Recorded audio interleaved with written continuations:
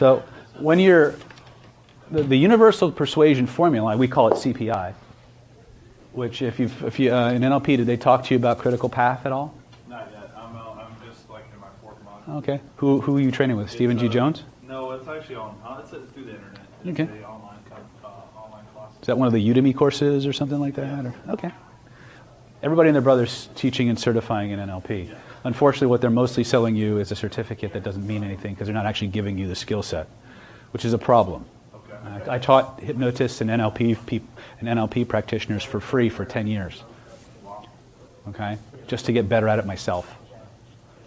So would it be better just to go to Tom?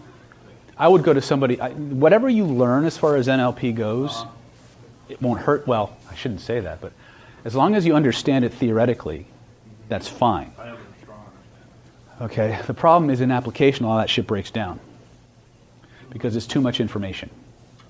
It's too much information, and there's no critical path. In other words, you have the Milton model, you have the Satir model, you have the meta model. There's certain things that you have to have. You have to do things in a certain sequence in order to exert influence. Just like in Right. persuasion or... Well, in anything. Well, all NLP is persuasion. It's a way of actually stealing information from other people, putting it in a packageable, sellable, or transferable form, and then installing it. That's really what where NLP came from, right? But we took those ideas from NLP. We took those ideas that Bandler and Grindler took from computer modeling, actually, and we applied it to different professionals in different areas, and we got these models. And that's what became NLP, was the first set of models that Bandler and Grindler found. He studied, of course, everybody knows Virginia Satir. Most people know who Milton Erickson was, right? Fritz Perls. You know, these are the big three. Then there was a guy named Dave Dobson, who most people don't know about. There was Moshe Feldenkrais.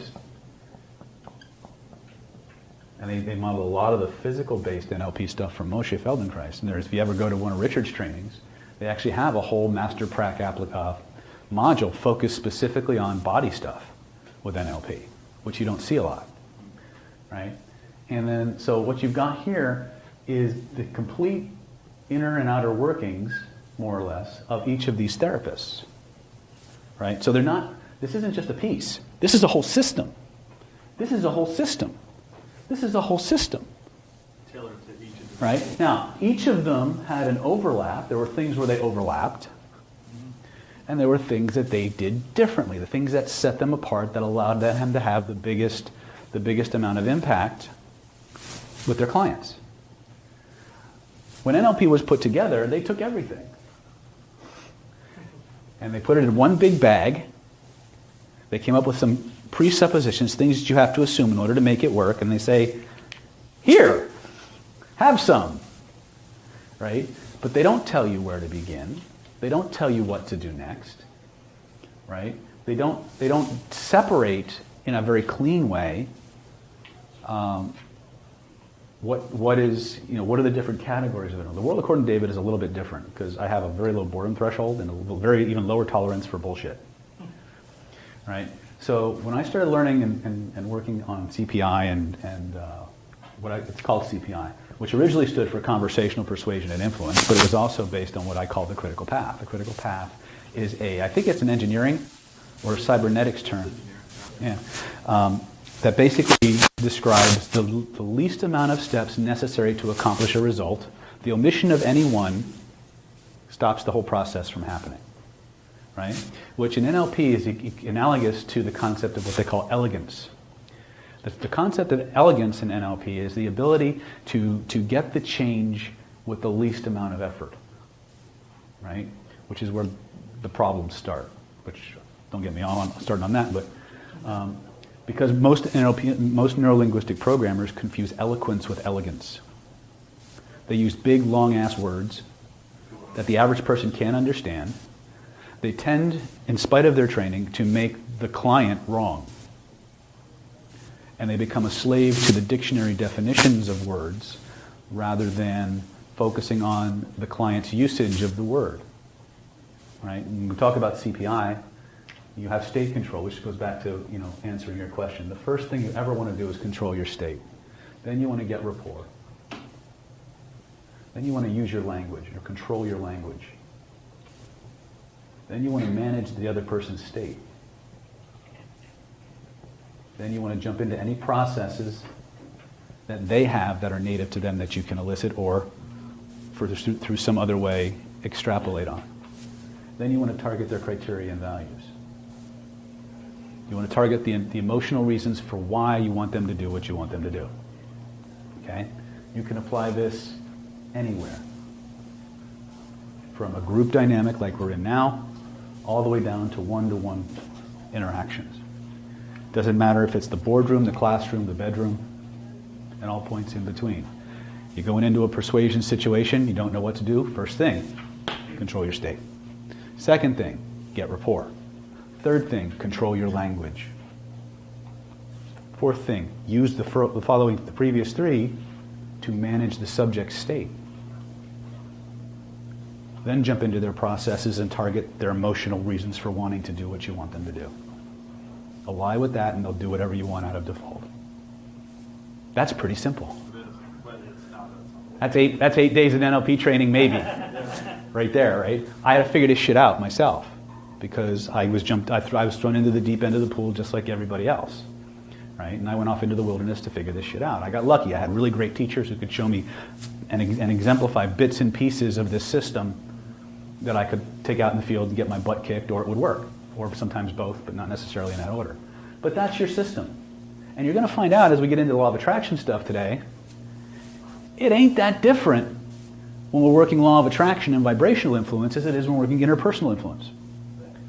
Because a human being is a microcosm of the universe. And if it's going to work within the human system, it's going to work on a macro level as well.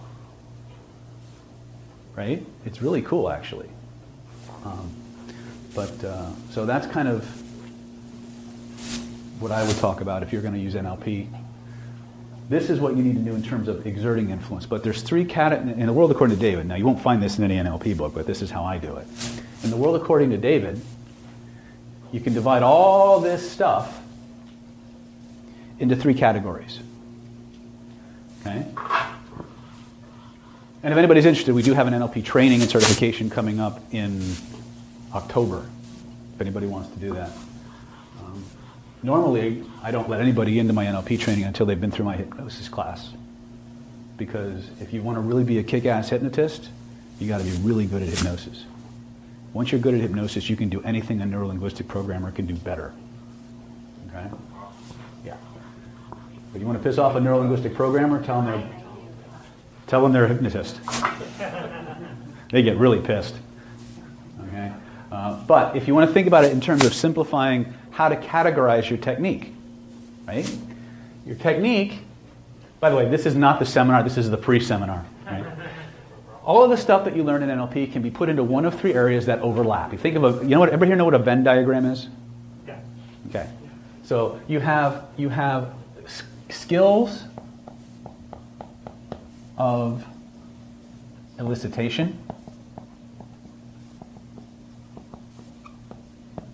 You have skills of observation, or in some cases, calibration. Okay? And then you have skills of installation. Okay? That's it. Everything that you learn in NLP can fall into one or more of these categories. When you organize them this way, it gets easier. Okay? It's a big body of knowledge. Installation, control your state. Get rapport. Control your language. Manage their state. Blah, blah, blah. When you're eliciting, guess what you got to do? You got to control your state. You got to get rapport, right? But you have to learn to, once you're in the state that allows you, and NLP calls it uptime, by the way. It's a state of heightened sensory awareness, right? It's something you have to develop, right? But it's a state, and most people don't really ever develop it, so they don't really get the level of control about it or that they would like to, right? But once you're controlling your state, and you know what kind of questions to ask. Now we're into what NLP calls for you the metamodel, right? This is where we're going to attack people's beliefs. We're going to break apart the deletions, the distortions, the generalizations that their neurology created in order to streamline the information processing system, which is also causing the problems. So we have to elicit, we have to ask questions, we have to pay attention to the responses, decide what we're going to do instead, and then install it. Right? And it doesn't really matter what the situation is. Now, after a while, Richard just got tired of eliciting. He just said, screw it, I'm just going to write it to the hard drive. So we just went full-blown observation installation. Right? Why? Because your neurology, just like a good computer, can run any software. It can run any strategy or program that you can describe. It can run it. Okay? So after a while, Richard stopped worrying about eliciting how they did things and just started writing using his language, using his other nonverbal skills. He just wrote it right to the neurology. More often than not, though, he would slam them into transfers. Orthodox hypnotic induction. You ever go to see Richard, and I don't recommend as a beginner you go see Richard. I recommend you go get certified, get trained with some other people, get some chops. I certify under Richard too, so you can always... Huh? I think he's in London now, right? He might be. But once you have some chops, once you have some experience and you've been playing with this stuff for a while, go see Richard just to watch him install shit in people. Right? That's what half of them go for anyway. Half the people go to him just for the first half of the day where Richard just sits there and programs you. Of course, people are on their 80th and 90th return trip. I'm starting to wonder about the wisdom behind keeping going back there. But my point is that we're all at different levels, and the fastest way to keep somebody stuck is to not give them enough information or way too much. But unfortunately, a lot of the way most NLP trainers are working and the way that information is organized, there's no critical path. It's all just, here, have some. They make the words too big, too long. The processes are too complicated to elicit, and they miss the power. They miss most of the power, which you're going to learn about tonight, which is in the body. Right? The power to create, the power to manifest is locked in your body. And once you understand it, everything else you've learned up to this point, you'll either throw out or will get 10 times more powerful.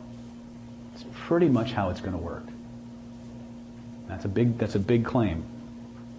But I'm known for making big claims and then going beyond even that.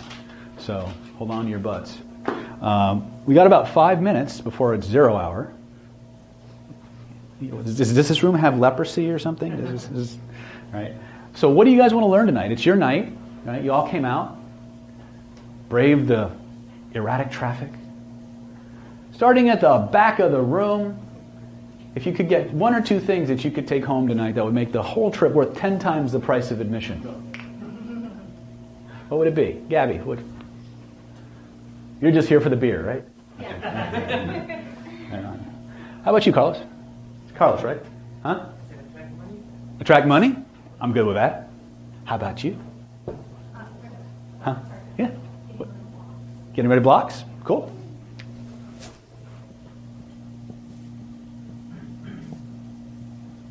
Law of attraction meetups always wind up turning into getting rid of block sessions. Which is not a bad thing. Okay? And we'll talk about why that's true. You, sir, what's your name? DJ. DJ. With G. With a G? GJ. DJ. All right, cool. What do you want to get out of here this weekend tonight? I think fears. You want to get afraid? I can do that. I want to get rid of fears. Get rid of fears? All right.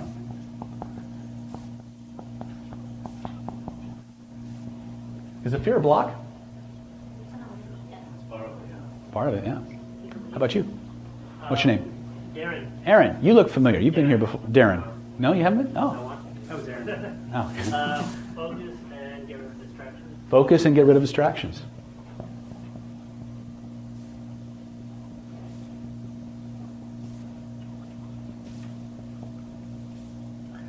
I have a whole speech on focus. How about you? P. You always got to say. Actually, you guys hit the nail on the head. Which one did they hit? The blocks. And the Blocks? fears. Blocks and fears? Okay. I didn't get your name though. What's your name? Kathy. Right. How about you, sir? What's your name? Scott. Scott. Is this your first time with us? It is. Cool. Just to show of hands, for how many people here is this your first time experiencing the madness that is David? Okay. Cool. You guys like to have fun? Yes. Okay, because I don't want any hypno sticks up your butts. You know what I'm saying? We'll get to that in a minute. Right? That's the second class. Right. Last class I had, they were a little slow. They wound up walking funny. How about you, ma'am? What do you want to get out tonight? I'm going to go with fears. Fears? Right on. How about you? Same thing, but except like a little more emotionally balanced. A little more emotionally balanced. Okay.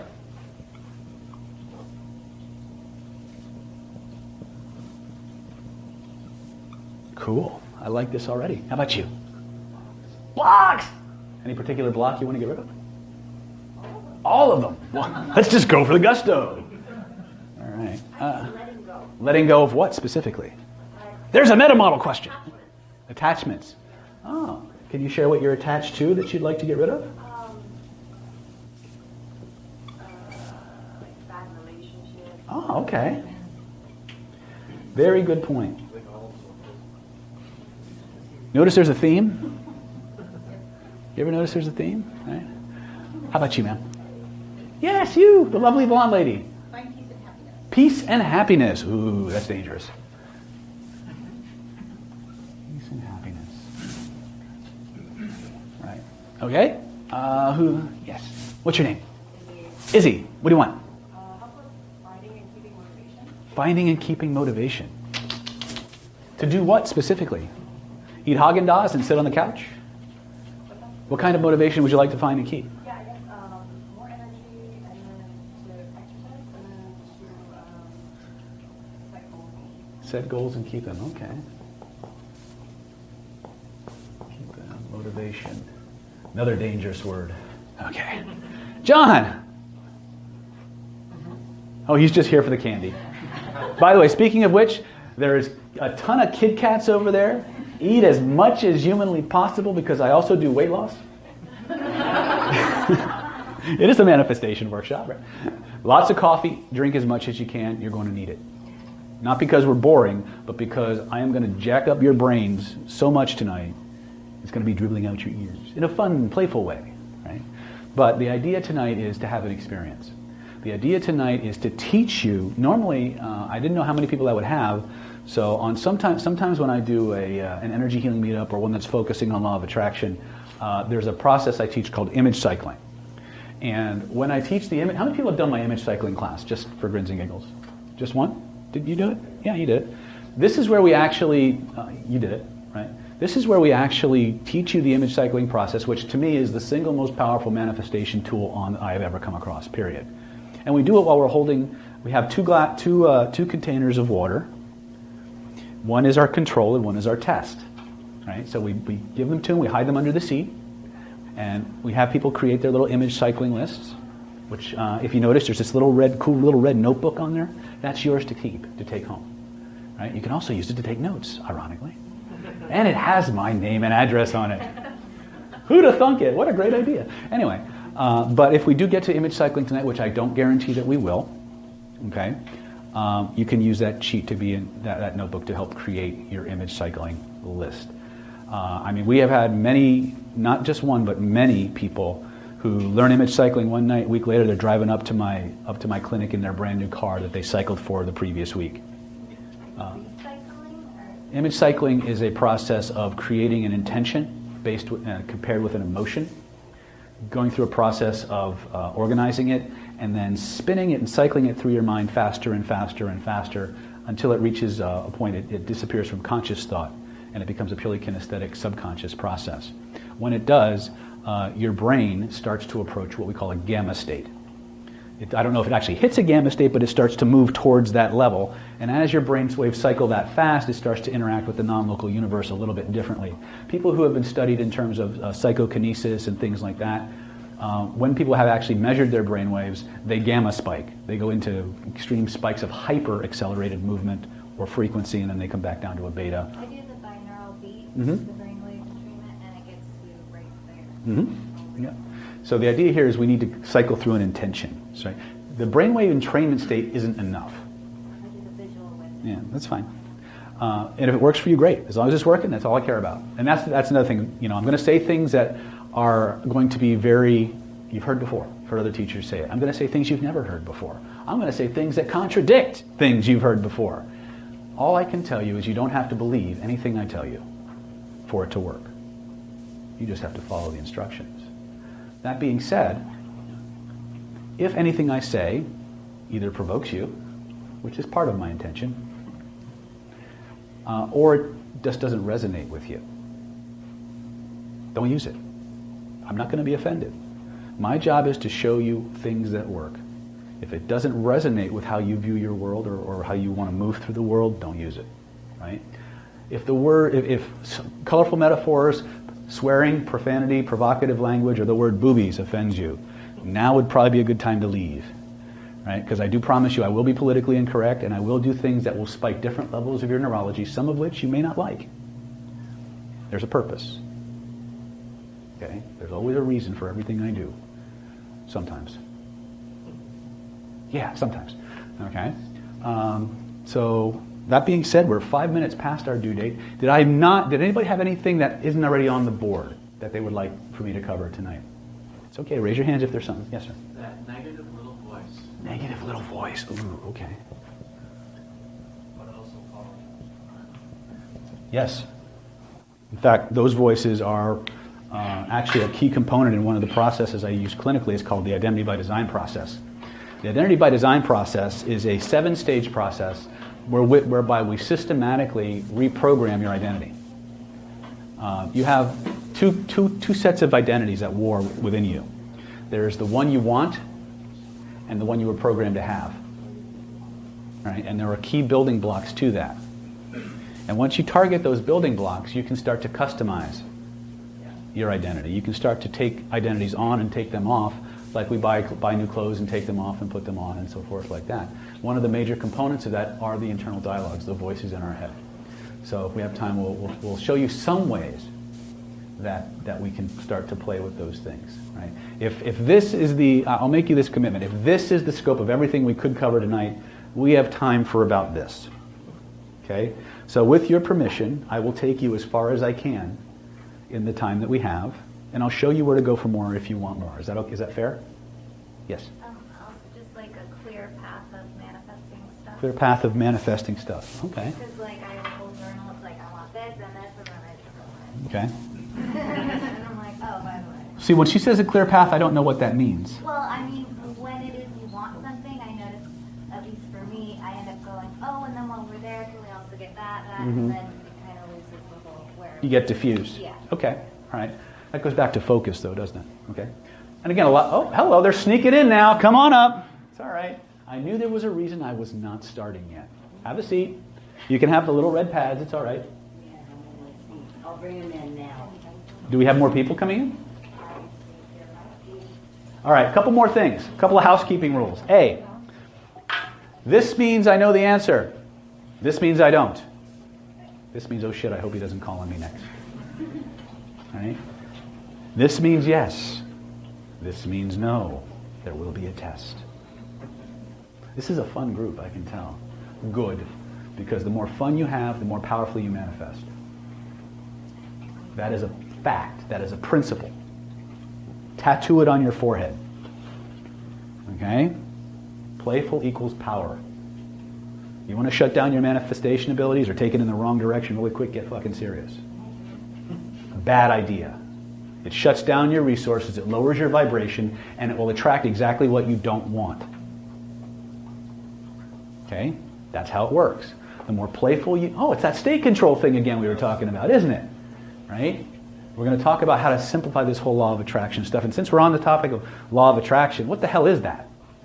What is the law of attraction? Who can tell me in a Reader's Digest version that hasn't been to one of my seminars and is going to do a spoiler on my ass? Right? Not you. You've been to several seminars. You ain't fooling me for nothing. I haven't been to one on this. Okay. Anybody here? What's the law of attraction? Isn't it the laws of the universe? The laws of the universe. Yes. It's basically attraction.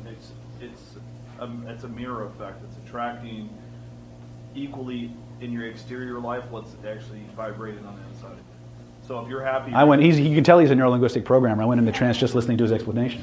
So no, basically you're going to pull things into your life based on your own thoughts and ideas. Ah, there's the word I was looking for.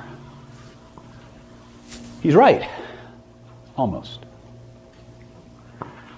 The law of attraction is actually one of many laws. Or it's actually a catchword for a bunch of laws.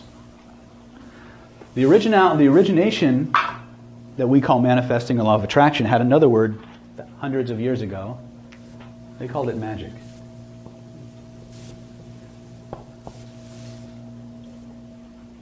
Now some people who especially come from a very Christian or Orthodox religious background, guess what? There's Christian magicians too. We call them priests.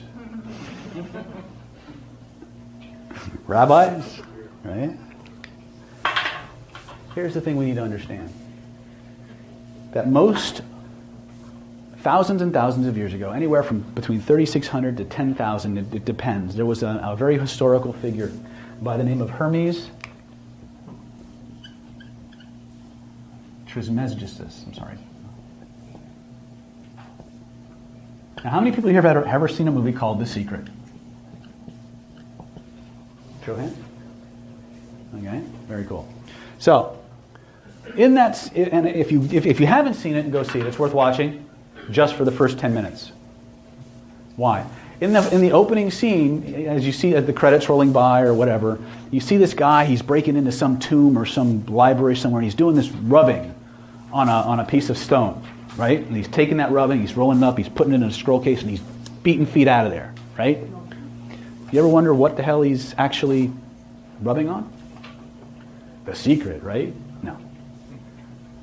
What he's rubbing on is what was known as the Tabulus Smaragdina, the emerald tablet of Hermes the Thrice Great. On the emerald tablet, Hermes, who, depending on which story, it's either Greek, Egyptian, or Atlantean. I don't really care. Okay, his shit works. And that's all I care. Shit's the technical term. Secret hypnotic influence techniques. That's how it works. Right? In that treatise, in a coded format, Hermes outlined the principles that control our universe.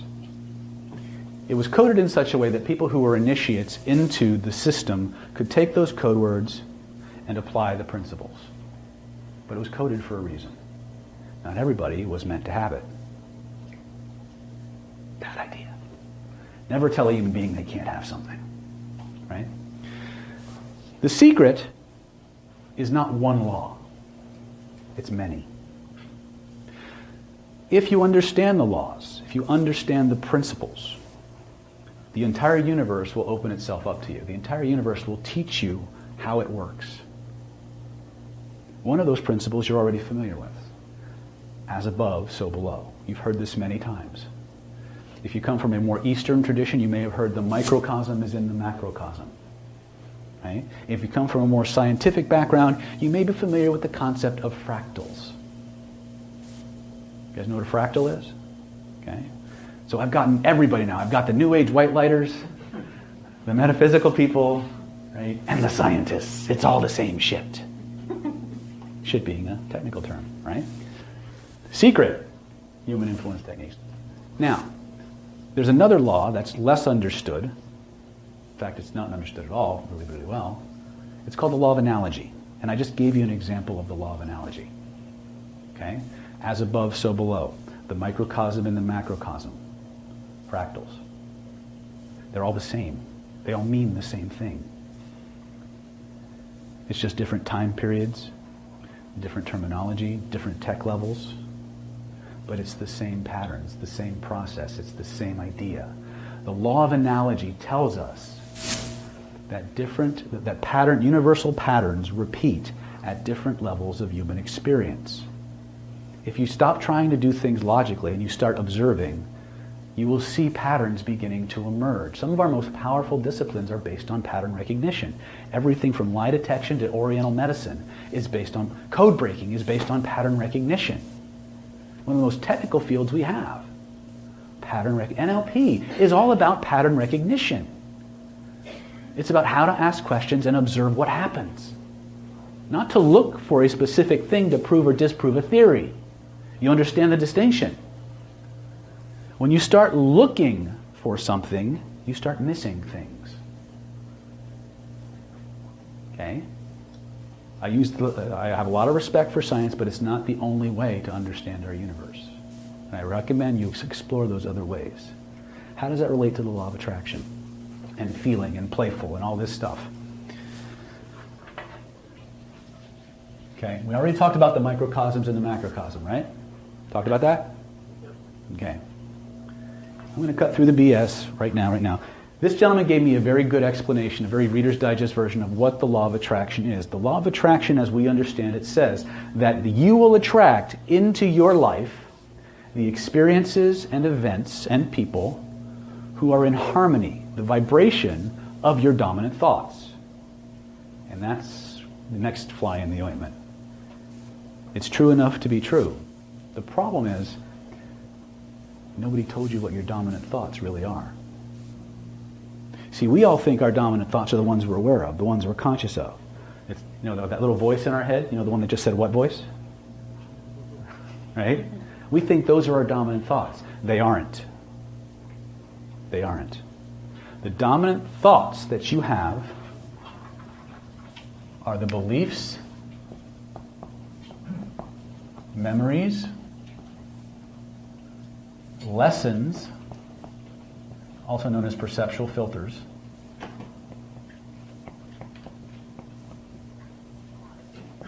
lying stored in your body, constantly running in the form of feelings.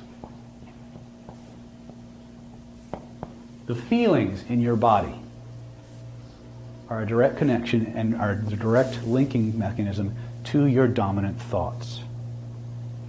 In my clinic, which I haven't given you my pedigree yet, because every time I do, people either think I'm bragging or trying to compensate for something. I will let you figure out which is which. But I will give you this. I will tell you this much real quick.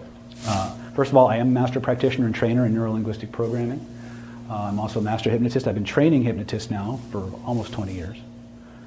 I taught hypnotists and NLP practitioners prep for free for over half of that, because I didn't want to be part of the problem, which is all these people being sold a certificate and having no skill set.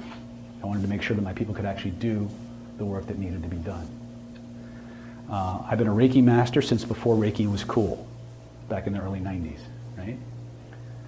I've been studying Kabbalah since before Madonna ever heard of Kabbalah. So I'm very much a prima donna.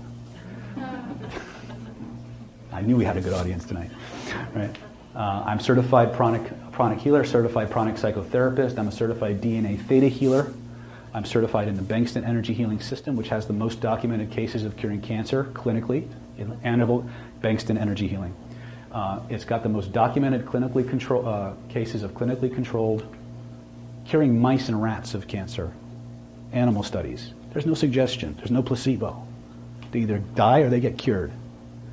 Of any system out there. It's been out there for 30 years. No one's ever heard of it. Okay? I'm also a high-level martial artist. Oh, I'm also a certified master in acupuncture and Oriental medicine, licensed acupuncturist in the state of California. I'm also a diplomat of Oriental medicine. I have a 9th degree black belt in the martial arts. That's my highest rank. I've got a whole bunch of others. And everything I do is based around energetics and the mind and the body together. So when we start playing, this is what I'm pulling from. My clinic in Solana Beach, which is a full-time clinic, we've been there for 10 years. We specialize in treating physiological illness that has as its roots repressed emotion. So we don't necessarily, we get weight loss patients from time to time, which is what most hypnotists get. But I get terminal cancer, Parkinson's, multiple sclerosis, herpes outbreaks, chronic constipation, pain that will not go away, hysterical paralysis, OCD, post-traumatic stress from any possible angle you can imagine. Okay? We come in and we fix it. Not 100%, nobody's 100%, but that's what we do every single day using the technologies we're going to share with you tonight. Okay? So remind me, I have a gift for you all besides the little cool little red notebooks. You get to take those home. Right? I think they're really cool. Right? Who likes to have fun? All right. That's the first rule tonight. You got to have fun. The power is in the playfulness. Now, I said your dominant thoughts are your beliefs, your memories, the lessons you've learned, and your perceptual filters. How many people here have ever heard of a show called Lie to Me? No? Okay, if you don't, go rent every season. Okay, you're going to love it. It's got Tim Roth in it. In that show, Roth plays, I forget his actual name now, but he plays a guy based on the life of Paul Ekman, who wrote a book called Emotions Revealed. He's the world's leading expert on nonverbal influence in terms of facial recognition, emotions in the face. He's written several books with the Dalai Lama. Okay. In his book, Emotions Revealed, Dr. Ekman isolates a phenomena he's called the emotional refractory period. The emotional refractory period is a behavior that your neurology activates every time you shift your emotional state. How many people here have ever been in an argument? How many people here are liars? I teach a course on lie to, like, this means yes, this means no, this means oh shit, I don't want to answer that, right? You ever been, see if this fits. Anybody ever been in an argument with somebody? You go through your knockdown, drag out process, right? You finally resolve the argument. I'm sorry, you're sorry, shake hands, and for the next 10, 15, 20 minutes, anything you say pisses them off again. Right? Welcome to the wonderful world of the emotional refractory period. Here's a better one. Anybody here ever buy a car? Raise your hands if you ever bought a car. Not too long. I mean, a lot of people know this. I spent the last, my cell phone's off, or I'll own them. That's my manifestation. I'll just pawn your cell phone. How many people, recently, if you guys watched my videos, by the show of hands, how many people have actually watched my videos? Silly boy, you got way too much free time. Right? Get out, make money. What are you doing watching my videos? Right? I recently bought a van. Now, it was new for me, right? And I spent months looking for a van. First of all, I had to get over the self-image issues I was suffering from actually having to drive a van around, right? Because I'm too cool for school, right? But I finally got over that. It was much more convenient and actually somewhat luxurious after I got used to it. But the point is that I spent months going over, highest rated vans, who had the best deals, what was the color I wanted, what was the brand I wanted, all that stuff. Then I finally visited a lot trying to find who I could, finagle into giving me the best deal. Anybody ever have that experience? Cool. The more you raise your hands, the faster you change, so it's really up to you. How much you want? Anybody ever have that experience? Would you like to? Okay. No, you wouldn't like that experience. Right? So finally, now maybe this has happened to you. You finally come to the big day. You've signed the paper. You've got the credit check. You've got the line of credit, or maybe you just paid cash. Right? You get in the car. You're driving home. You look out the rearview mirror.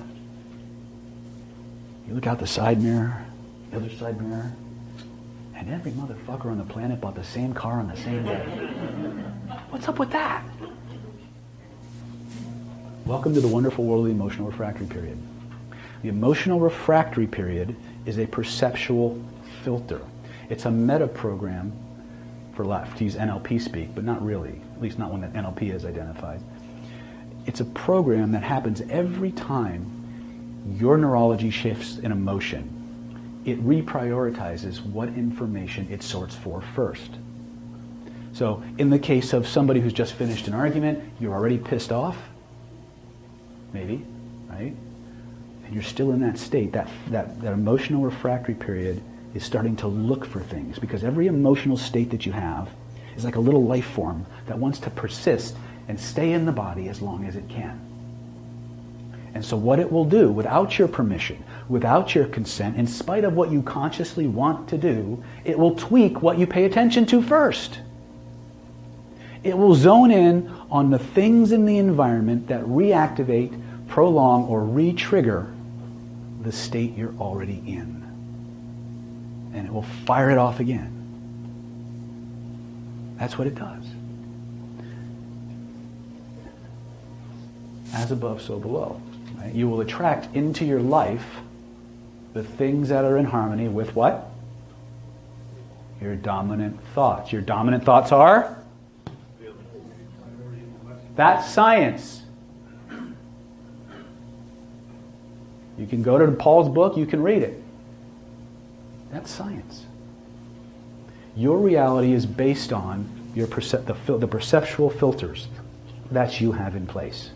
And they are directly connected to the feeling states in your body. If you go around tense and worried all the time, guess what you pull into your life? In spite of what you consciously want, this is not a conscious process. But we have to make it one. If we want to clean out our shit, remove our blocks, get rid of stuff, we have to make it a conscious one. We have to know how this mechanism, how to take conscious control of that mechanism so we drive it instead of it driving us. Does that make sense? Yes. Okay. So cool. So how many people here can feel good for no reason? Well, I didn't know. Now how many are lying? Okay, good. Everybody stand up. This is where we have fun. There's only 3 things you need to do besides obey to be completely successful tonight. Right? A, be playful. Actually, be playful and follow the instructions. Right? Following the instructions is actually more important than being playful, because if I tell you to be playful and you're following instructions, you will. Right? There's a hierarchy to things. Second is you got to be absorbed and focused in what we're doing. You don't got to believe it, you just got to do it. Does that make sense? So, here's what I want you to do right now. I want you to remember a time in your life when you felt really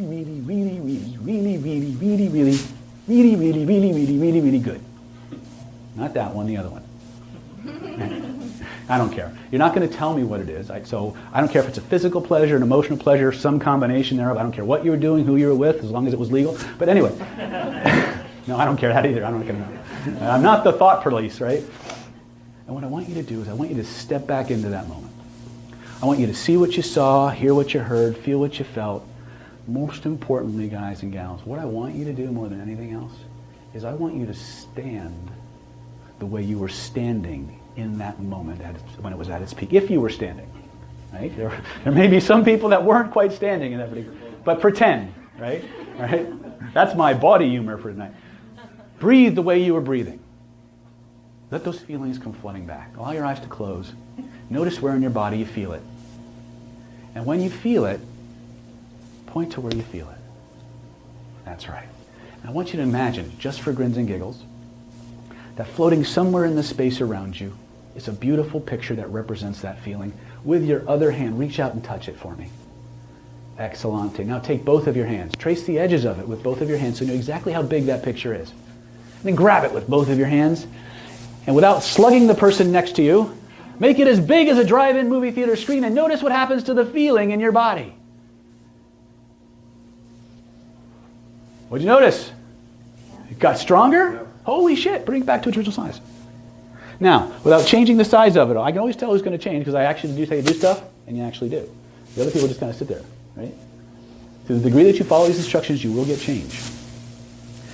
Now, without changing the size of it at all, slowly pull it closer to your body and notice what happens to the feeling. That's right. Perfect. Now, lift it up over your head. Pull it down around you like a big blanket. Notice what happens now.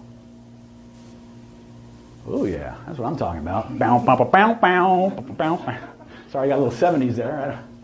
Now, you can have this back in just a moment, but just for the sake of our drill, I want you to unwrap it, lift it back up over your head.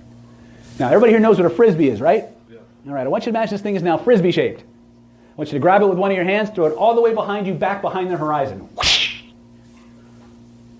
Inventory your body. Notice what happened to your feelings. What just happened? It's gone. Oh, shit. Now, imagine your hands are the world's most powerful frisbee magnets. Suck that thing back. Now, remember, ladies and gentlemen, you are the God of your universe. You are in complete charge of your mind and body. You have absolute authority, permission, and the right to make any change in your neurology that you want. Here's what I want you to do right now. I want you to make this picture as big as you can stand it. I want you to put it where it makes you feel the best. That's right. That's what I'm talking about. Just put it in there, let it soak in. Let it go through your tissues into your bloodstream, and let it travel through your bloodstream. To every place your blood goes, let those feelings flow. Let it go into the cells of your body. Let it reprogram the DNA. Don't try to make it happen. Just notice the process taking place. Allow it to run its course till every part of you is vibrating, reproducing that feeling, till it's impossible to turn off. And when it's impossible to turn off, try to turn it off and notice what happens instead. What happened? You mean you're stuck feeling good? Oh, shit. Give yourselves a big round of applause. That was good. Have a seat. Around each and every one of us is a holographic field of information. NLP gave us an introduction to this field. It gave us an idea about visual, auditory, kinesthetic. Okay? Which leads us to the next question. What are your thoughts actually made out of? Hold on. Raise your hands, young ladies, boys. What are your thoughts made out of? Energy. Energy. Awesome. Awesome. Answer, wrong. On one level, he's right. But on the functional level, he's wrong. Yes? Your interpretation. Your interpretation. What does that mean exactly? So you see a chicken set an egg, likely say that your thought is that there's a chicken. So that is a thought, but how is it built? How do you build a thought? Based on your knowledge. Okay, what is knowledge? A collection of information you've had over life. Okay, yes. It's based off your experiences. Off your experiences. Awesome answer. Wrong. Chemical interactions. Very, very good. Also wrong. Based off of feelings. You're close. Oh, so close. Vibration? Vibration? Yes, but no.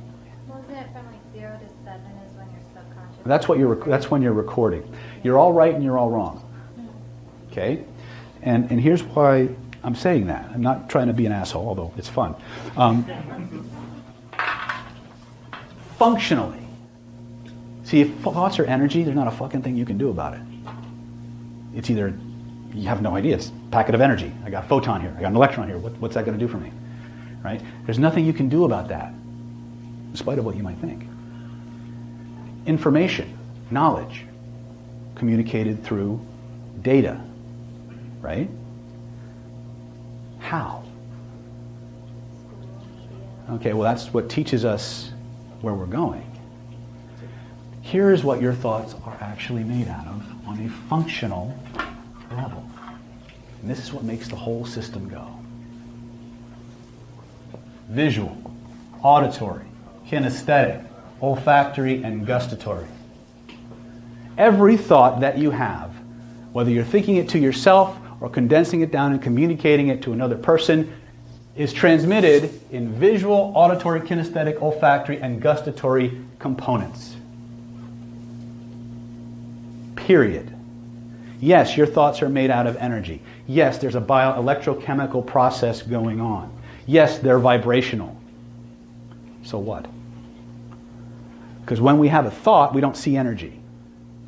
We don't see the vibration. We don't see the electrochemical. What do we see? We see visual components. We see auditory components, kinesthetic, olfactory, and gustatory components. Now, I'm not saying you don't see auras, right? You may see auras. You may see the fields. But it's highly unlikely that you're going to get the information encoded in it. And that's the rub. All of these things, I'm a big believer in energy. Come on, I got more energy credentials than McDonald's sells hamburgers. But it doesn't do us any good until we can access the information encoded in the energy field. If we accept that there's an energy field, and we do. I think you'd have to be living under a rock not to. Between quantum physics, metaphysics, magic, all these different systems that teach auras, this, and we know the human body has and is generated by an electromagnetic field, right? Which, by the way, is mediated by your proprioceptive nervous system, which is part of our nervous system most of us don't know about. But if we did have a sixth sense, if we did have ESP, it wouldn't be a sixth sense. It would be your proprioceptive nervous system, and it would be a sixth, seventh, eighth, ninth, and 10th sense. Because there are at least 6 or 7, I think 6, 5 to 6 different types of information that your proprioceptive nervous system tracks and monitors pre-consciously. One of which is electromagnetic fields. One of which is electromagnetic fields. Ladies, you ever go to a bar, you get that icky feeling because somebody's staring at you in an unkind way, or sometimes a too kind way, right? And you turn around and there's the evil person, right? Thank your proprioceptive nervous system, because your proprioceptive nervous system is the part of you that integrates and interacts with the electromagnetic fields around you, both from other people and yourself. It monitors mechanoreception, nociception, interoception, a lot of ceptions, right? Where your body is in time and space. All monitored pre-consciously by your proprioceptive nervous system. You guys know what mirror neurons are, right?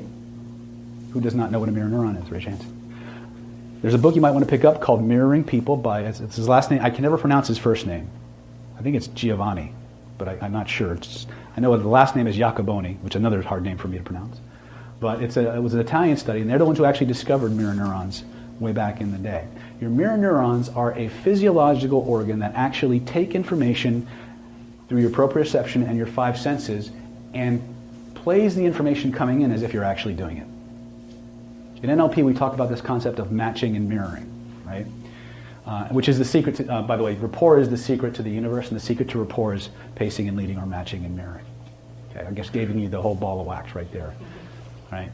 The more like something we become, the more power we have over it. And conversely, the more power it has over us. So we better know how to connect in the right way. This is one of the problems when you practice rapport techniques without good state control. Okay, which that's another story, another class.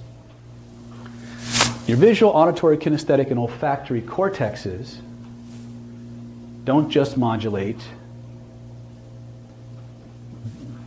external color. They also are external warmth. They monitor emotional warmth. Things like that. These studies in embodied cognition show us that these cortexes don't just monitor one level. Right? If I give you a hard seat to sit in, you will judge me more harshly than if I give you a soft seat to sit in. If I give you a hot drink to hold while I'm talking to you, you will judge me more warmly and feel more warmly towards me than if I gave you a cold drink. Because the same parts of your brain that monitor objective warmth or objective light also monitor subjective light, subjective warmth. As above, so below. The microcosm is in the macrocosm. Okay? So what? How is that going to get me a new car? Right? Remember, the higher the vibration, the more power you have.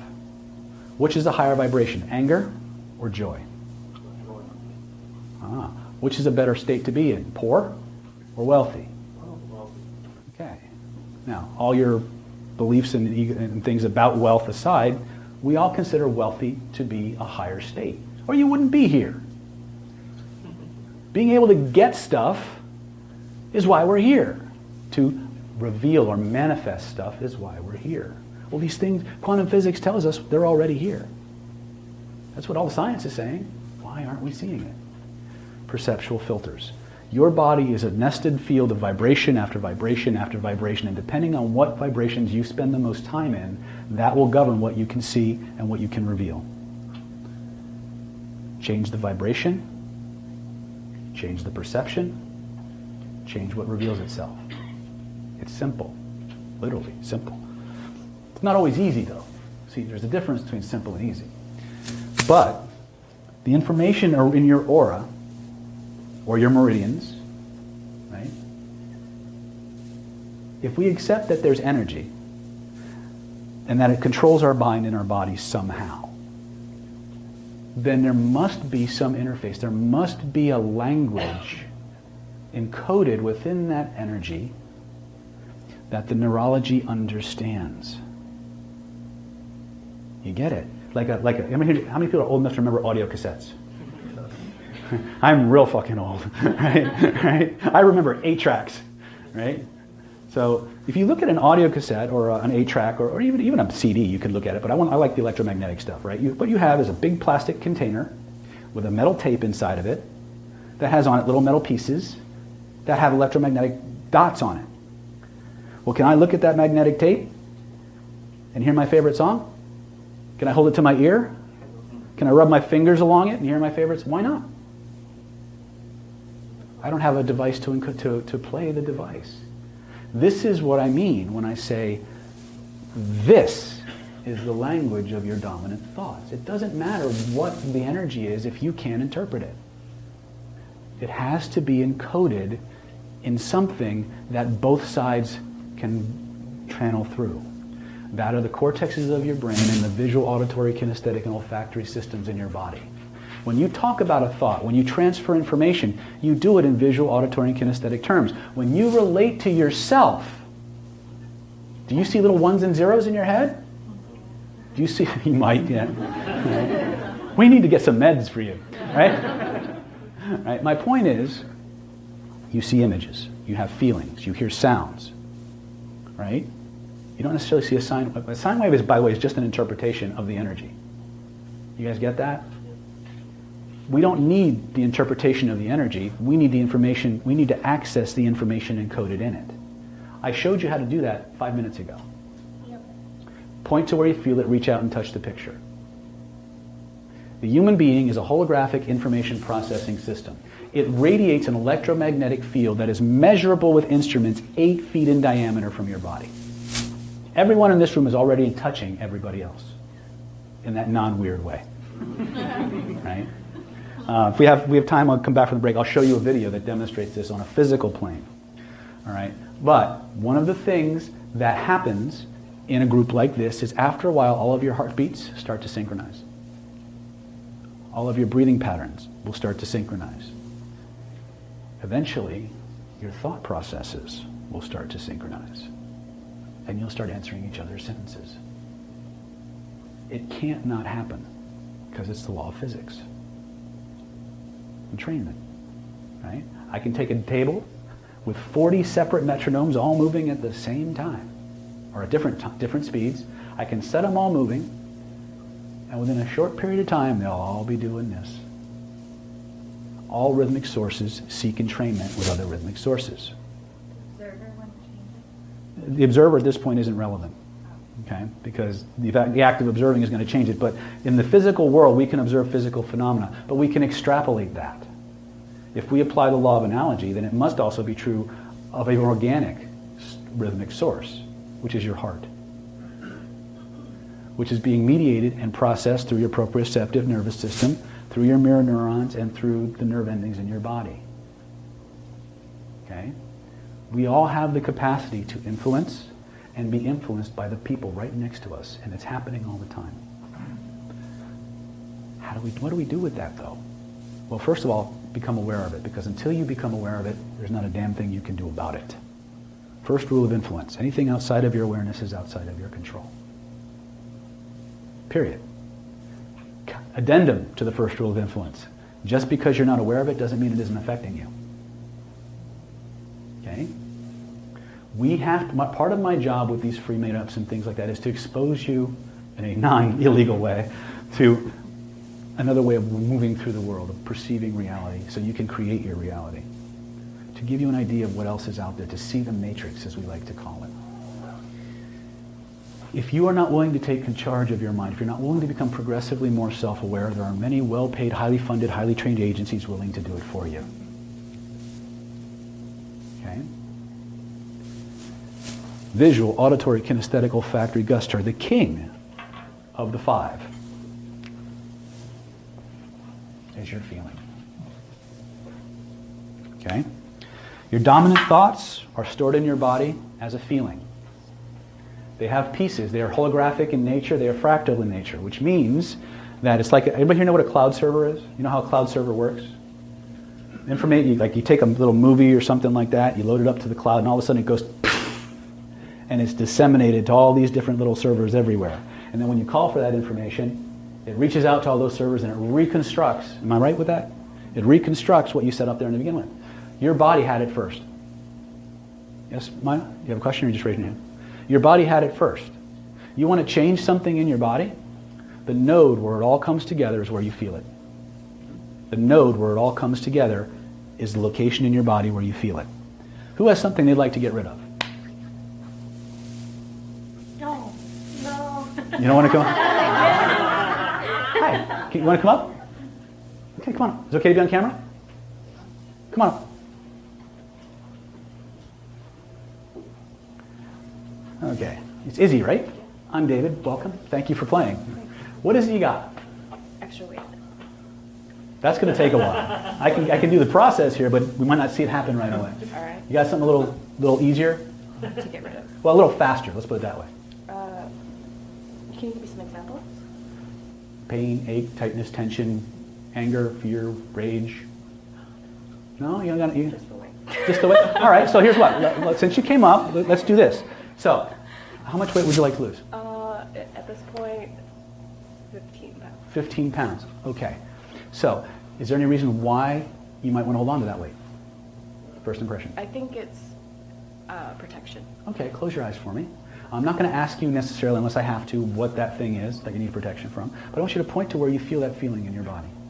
Right. Now, there's a feeling here that is the symptom. And then there's a reason that that feeling is there. You may notice that's in a different part of your body. Point to where you feel that. If it's not, that's okay too. Go with your first impression. That's right. Close your eyes. Notice there's a color connected to that feeling. What's the color? First impression. Pink. Pink. Perfect. Now, I want you to imagine that floating in the space around you is a picture that represents that pink energy. Now, this is something you want less of, right? It's okay to get rid of it? Reach out and touch it for me. Now, take your hands, trace the edges of it with both of your hands so you know how big it is. Perfect. Oh. Now, just to make sure we've got the right one, grab it and make it bigger. Tell me what happens to the feeling.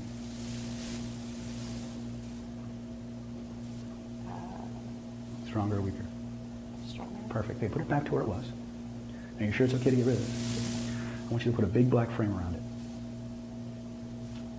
When you do it, just nod your head to let me know. You're doing great, by the way. Now, you're probably too young to remember when televisions had real dials and knobs and switches instead of a remote control or touch screens. But I want you to feel along the bottom of that frame, and I want you to notice that there's some little dials and knobs and switches. And one controls the volume, and one controls the brightness, and one controls the contrast, and one controls the vertical hold. I want you to find the contrast or the brightness knob and turn it all the way to the right until the image whites out completely, and notice how that makes you feel. That's right. And turn it all the way to the left until the image blacks out completely. Notice how that makes you feel. Which one do you like better? The white. Perfect. Turn it all the way to the white. Excellent. Now, using the index finger of your dominant hand, like a stylus on a tablet, what I'd like you to do is there are some lessons that this experience had to teach you, positive or negative. I want you to write those lessons across that screen in glowing golden letters so you can keep the lessons, Izzy, and let the rest go. And just keep writing until you know it's done. Now, the screen will scroll like a tablet, so you can just keep writing until you know it's completely gone.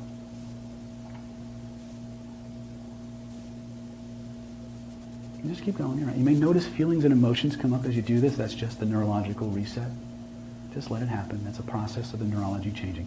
Many people go through different symptoms when they have this experience. Some people laugh, some people cry, some people yawn, some people sweat, some people get hot, some people feel tingling. All done? Perfect. Very good. Shrink it down to the size of a postage stamp for me.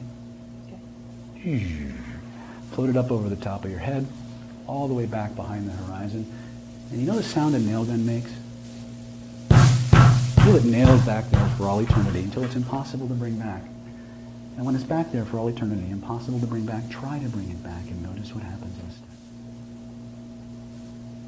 I see white. Oh, how do you feel? Lighter. Oh, excellent. Give her a big round of applause.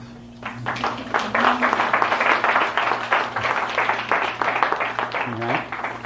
Each and every one of you have feelings. That feeling is a hologram. It's a fractal holographic recording of everything that happened to you. However, it is not accurate. And they are not you. One of the big fallacies that we operate under is that the memories that we have are the events they describe. And we treat them like they're the thing that, so like something happened to us at our 5th birthday party. Every time we remember our 5th birthday party, it's like we're having that feeling again. your system has some amazingly cool fail-safes built into it. Okay, I could get into that. If we have time, I'll talk about holographic memory resolution and how that all works. But the bottom line is, in order for your neurology to replay an experience, it has to access the code that experience is built out of. Just like your DVD player or your audio player has to access the information encoded on the DVD. When it manifests as a feeling in your body somewhere. The minute we point to where we feel it, we get all playful, and we reach out and touch the picture. We engage the imagination, just like when we were little kids playing pretend. Anybody here ever play pretend? Anybody here ever a little kid? Raise your hands. Okay. Every now and then I get a smart ass who goes, not me. I was born fully formed from a test tube. I didn't play pretend. I used computational models. Get out. This is for playful people. Right? So, when did you like to play pretend at when you were a little girl? Doctor. Very cool. Very cool. And did you have like little toy stethoscopes, or did you pretend that they were there? Yeah, like teddy bears. Teddy bears? Cool. Right on. How about you, sir? What'd you play pretend at? Can't you remember? How about you? Yeah, you. I'm talking to you. I like to be like an explorer. An explorer? Were you like a tomboy or a tomgirl? Tomboy, right on. I like it already.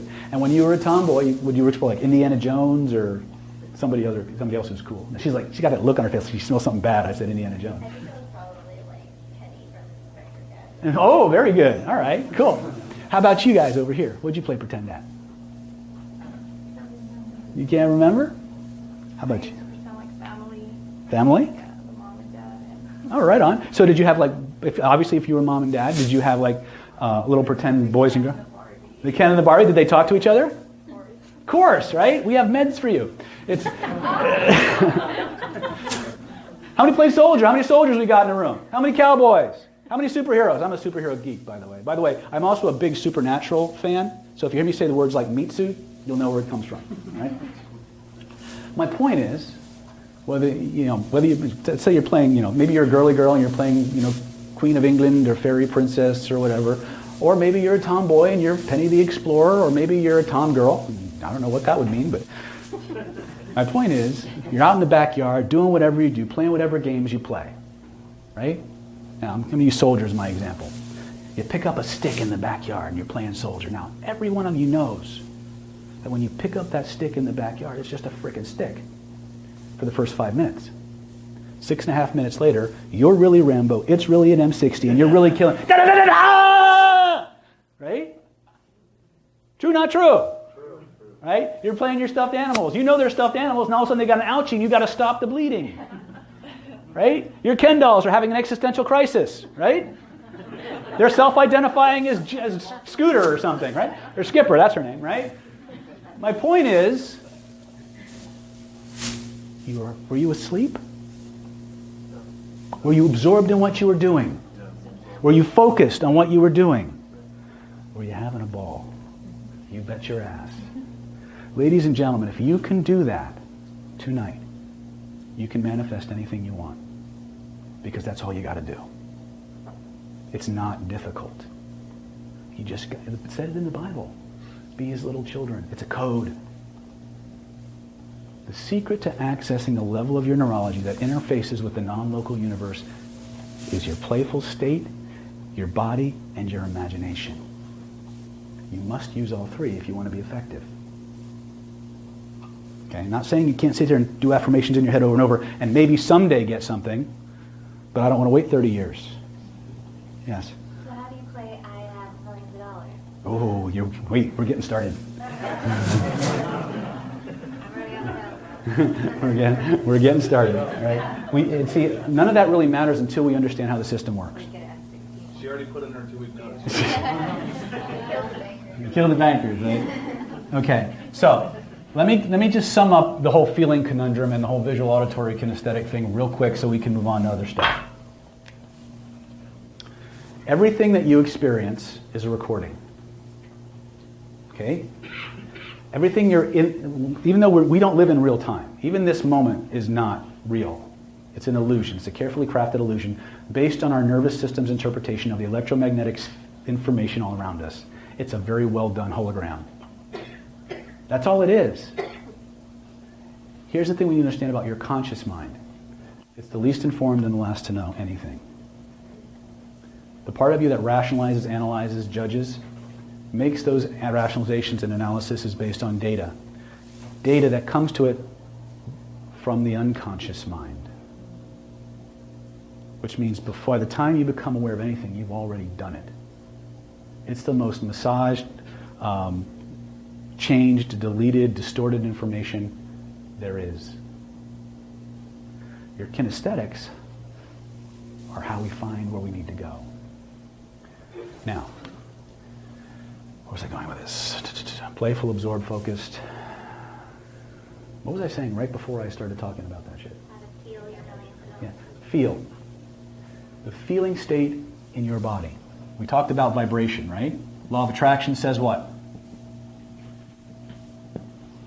Law of attraction says you will attract events, situations, and circumstances into your life that are in harmony with your dominant thoughts, which is analogous to a feeling, right? Which is analogous to a frequency, which is analogous to a vibration. Change the feelings in your body, the default feelings in your body, you change your frequency. Change your frequency, you change what the universe pulls in. Now, the problem that you have is you've got multiple frequencies fighting in the system. Right? So we need to start cleaning our clocks. We need to start cleaning out the shit if we want to move forward. I tell people that we go through life with the equivalent of a jet engine and an anchor strapped to our back. Seriously. And it's the difference between the drag from the anchor and the thrust from the engine that determines how far we get, how fast. If all we did was cut the anchor, we'd take off like a rocket. The most traumatic class I ever took was a class on manifesting. I cried like a baby. Nobody told me this, right? That in order to manifest stuff, you got to get out of your own way. You got to focus on the things you want, not on the things you don't want, right? So, how do we change our feeling states in our body? Well, many times one of the things that happens is we have a shitty day, we get home, and we start to do our manifestation work from that shitty state. Not a good idea. It's going to taint and pollute whatever state you're going for. So we need a way to break that state. We need a way to get to at least a neutral, if not a positive, frequency or platform that we can work from. Does that make sense? Everybody stand up. The most powerful way to do this. How many people would like to be more confident? How many people would like to be more assertive? Dominant? Successful? Okay?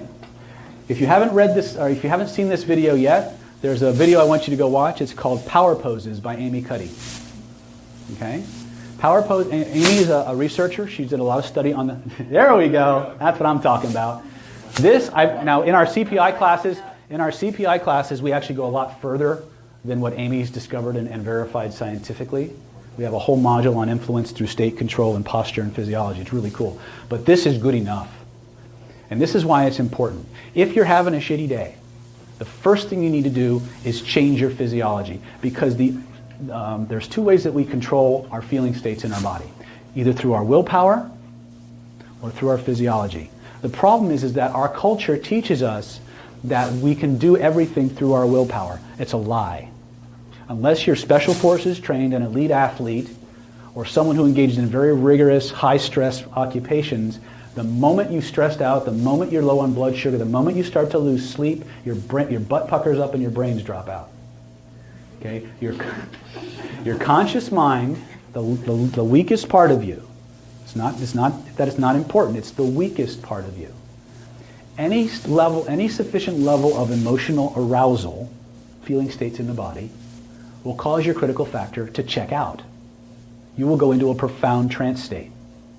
But that trance state may not be useful for what you want. Your conscious mind will become overwhelmed. You'll lose the capacity to use it or use it in a limited fashion. The thing we need to do is we need to bypass the using the willpower. We need something that's more foolproof, more fail-safe. That is your physiology. We're going to prove this right now. I want everybody to remember a time in your life when you saw something you really wanted.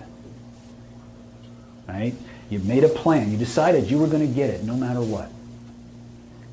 You put that plan into operation. And you nailed it. Home run. Which, by the way, you always do this when you win, right? It's power pose number 1. Right? But what I want you to do is I want you to stand the way you were standing. I want you to breathe the way you were breathing.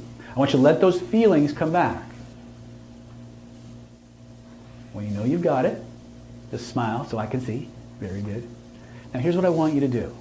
Without changing anything, not a thing, except what I'm about to tell you to change, keep everything exactly the same, try to feel bad.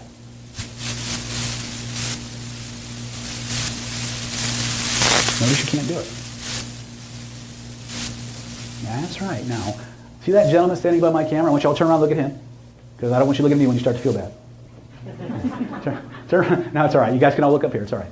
Now, here's what I want you to do. Close your eyes for me. And I want you to remember a time in your life when you saw something you wanted, you decided you were going to get it, you put the plan into operation, but you didn't get it.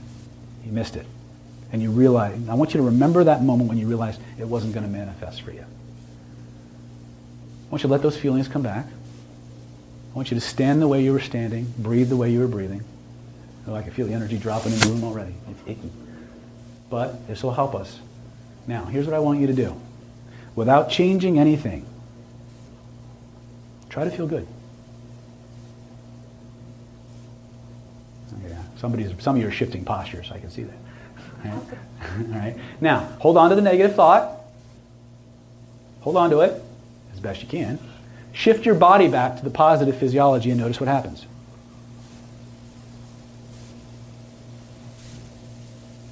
What'd you notice? Back of the room, what'd you notice? Feel better. In spite of the fact that I told you to hold on to the negative thought. Yes. Is it that easy? Yeah. There's only one problem with this particular process, is that there's a tendency for us to want to, the minute our state starts, like we come out of that negative state, we go to the positive physiology, the gravity of the state wants us to form our physiology back to the state that corresponds to it. That's the only thing you have to cognitively monitor when you're using this process. I had people come into my room, my treatment room, suicidal. Mom brought her son in, recovering heroin addict, just claiming, already tried 2 or 3 times to commit suicide. Why she brought her to me, I don't know, but he wanted to come see me. So the guy comes in and he's like, oh, like this. Right? I mean, he's just having one of those moments. Can you come over for a second? Can you be suicidal for a moment? Right? So this is what I did. I didn't kiss his ass. Right? The minute he walked in, I took one look at him and I said, straighten up. Boom. And the minute I did it, he burst out laughing. Because you can't override your physiology. You can't override your physiology. This is why even in disciplines like yoga and Buddhist meditation, there's such an emphasis on posture. The posture is your tuning fork. It's the antenna that you interact with the universe with. Right? Within your inner universe and the external one. The vibrations in your body are analogous to the feelings in it, which are regulated by your posture and your breathing. Okay? Now, since he's up here, I'm going to play with him. Can I make you dance a little bit? Yeah, you can. All right. All right. Now, what's your name again? Doug. Doug, thank you for coming up and being my marionette today. Right? Now, I don't know Doug, right? But I like his head. Now, he's a pretty solid guy. I mean, I'm a little taller than him. Barely. Right? If I push on Doug, he's got some inertia. Right? If I pull on Doug, he ain't going anywhere. Right? Now we've got to fight. But if I love on Doug, Buy me dinner. if I create a connection with Doug, if I kneel, he kneels. If I bend over, he bends over. If I step, he follows me. He doesn't fucking know why. That's weird, isn't it? Give him a big round of applause. That's the law of attraction. When you are at the same resonance, at the same frequency, You can influence and be influenced. Okay? First, we have to get in touch with ourselves. We have to clean out our stuff. We have to get all of ourselves integrated. What I'm literally doing with Doug is I'm actually transferring my kinesthetic awareness, my consciousness, for lack of a better word, into his proprioceptive nervous system. I'm feeling where his center of gravity is and linking to it. I'm creating a common center between him and me. We stop being Dave and Doug. We're Dubug, right? When we become one, I move me, his body follows. If I think of Doug as a separate machine, now we create a firewall between his neurology and mine. And now it's two machines going to war. It's only one person thinks that. Yeah, come on up. Is it okay to be on camera? Okay, so, what's your name again? Petra. Petra, beautiful name. Now, get solid, get strong for me. Strong like, that's not exactly what I had in mind, but okay. So if I push on you, and again, obviously I could overpower you, right? But notice there's a little stronger. Thank you. Now, the idea here is that it's not a battle. It's about finding the frequency that our system's entrained. Let's move a little bit forward, because I don't want you to knock into that. So again, if I've got this, and I'm not pulling on her, you notice that? I'm creating a connection. There's one for the Facebook page, right? So I'm here, I kneel. Right? I'm kneeling. Right? So the whole idea is her body wants to follow. I'm not pulling or pushing her. I'm just moving me, and her body's doing it for me. Thank you. Give her a big round of applause. Okay? And I can do it. I'll do it with anyone in this room. I do it all the time. Right? It's part of my martial arts training. Yes. Because all of these things, if you get to a certain level, they all connect. They're all the same. They're different expressions of the same sets of principles. But if you're thinking it and the other person isn't, Then I follow you until I find the connection. okay. That's why. That's what I meant. Okay. Yeah. Like Tai Chi, right? Yes. It's all the same principle. The mirror of action. Everything I'm teaching you is the same principle expressing itself at a different level of experience. All right? And how many people know what matching and mirroring is? If you do, raise your hands. It's fine. If you don't, matching and mirroring means basically to become as much like something as possible. Right? What's your name again? Andrea, come on. Oh, no, you called me. That's right. I remember your message. Right? So if Andrea is standing here like this, right, and she's angled this way, I have two ways I can begin to copy her. This is a key to understanding human beings. Every nervous system on the planet is seeking itself. It's projecting out into the world its internal environment, its internal checklist for how reality is supposed to be, and it's looking for the matches.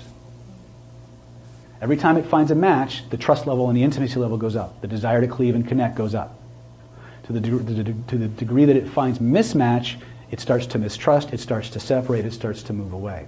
In NLP, we teach you to get rapport with somebody, to get that kinesthetic connection you saw me do with Doug on a more subtle level by matching and mirroring their physiology. So if Andrea is standing a certain way, a certain weight, I'm going to, with a weight on her foot, I'm going to stand that way. That's matching.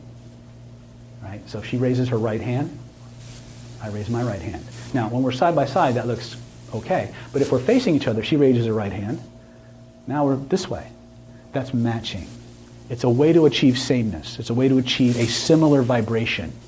Anybody here remember the old rabbit ear antennas? Right? I remember those shit, right? You had to put a little tinfoil on them. You had to move this shit around. Right? Some of us are like, I don't remember. Right? You're walking around in the world's largest one. The human nervous system is the largest organic antenna, and every configuration has a different vibrational signature that you have control of once you understand how the system works. So, just to finish this particular, if Andrea raises her right hand, and I raise my left hand, now her neurology is perceiving a mirror image of herself. A lot of NLP experts believe that actually has more impact on her neurologically than if I did this. So, thank you, Andrea. Give her a big round of applause. Have a seat. So, the first thing you want to do when you're going to do any manifesting, decide what you want, which will change, by the way, depending on what your state is at the time. Right?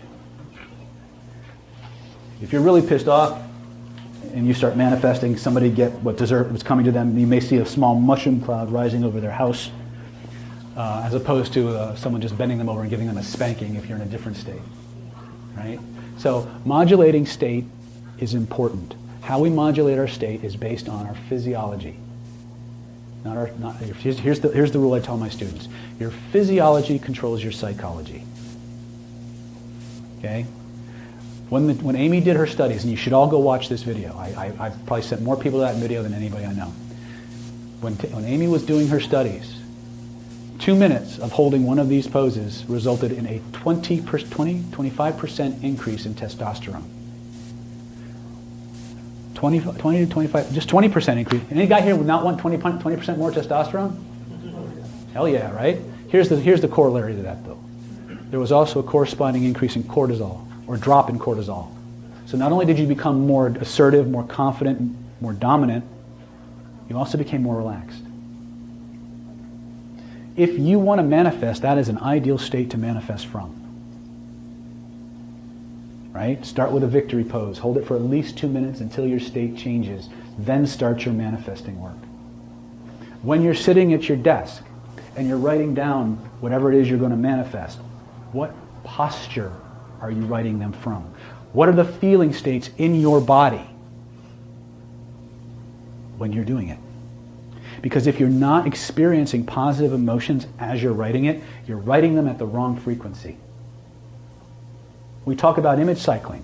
We talk about creating, and maybe, I don't know if we'll have time to do this because I'm trying to force feed as much information down your throats as humanly possible. When we talk about image cycling, we talk about you decide what you want. That's part one. Then you decide, okay, if I had this, what would be something that would happen as a result of that? That would be level 2. And what would be, and if 2 happened, what would happen then? That's image cycling process.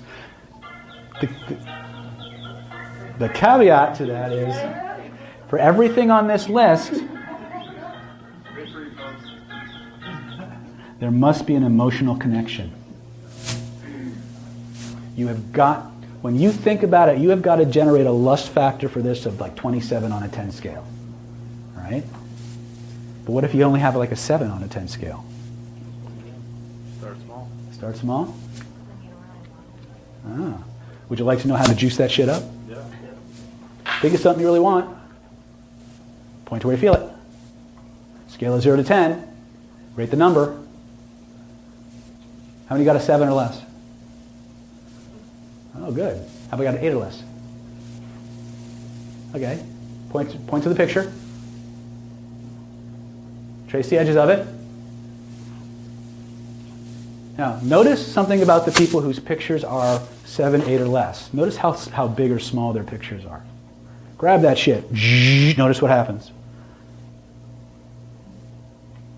What happened, Doug? Got bigger. Oh, you mean you could amplify your desire for something by making the picture bigger? Yes.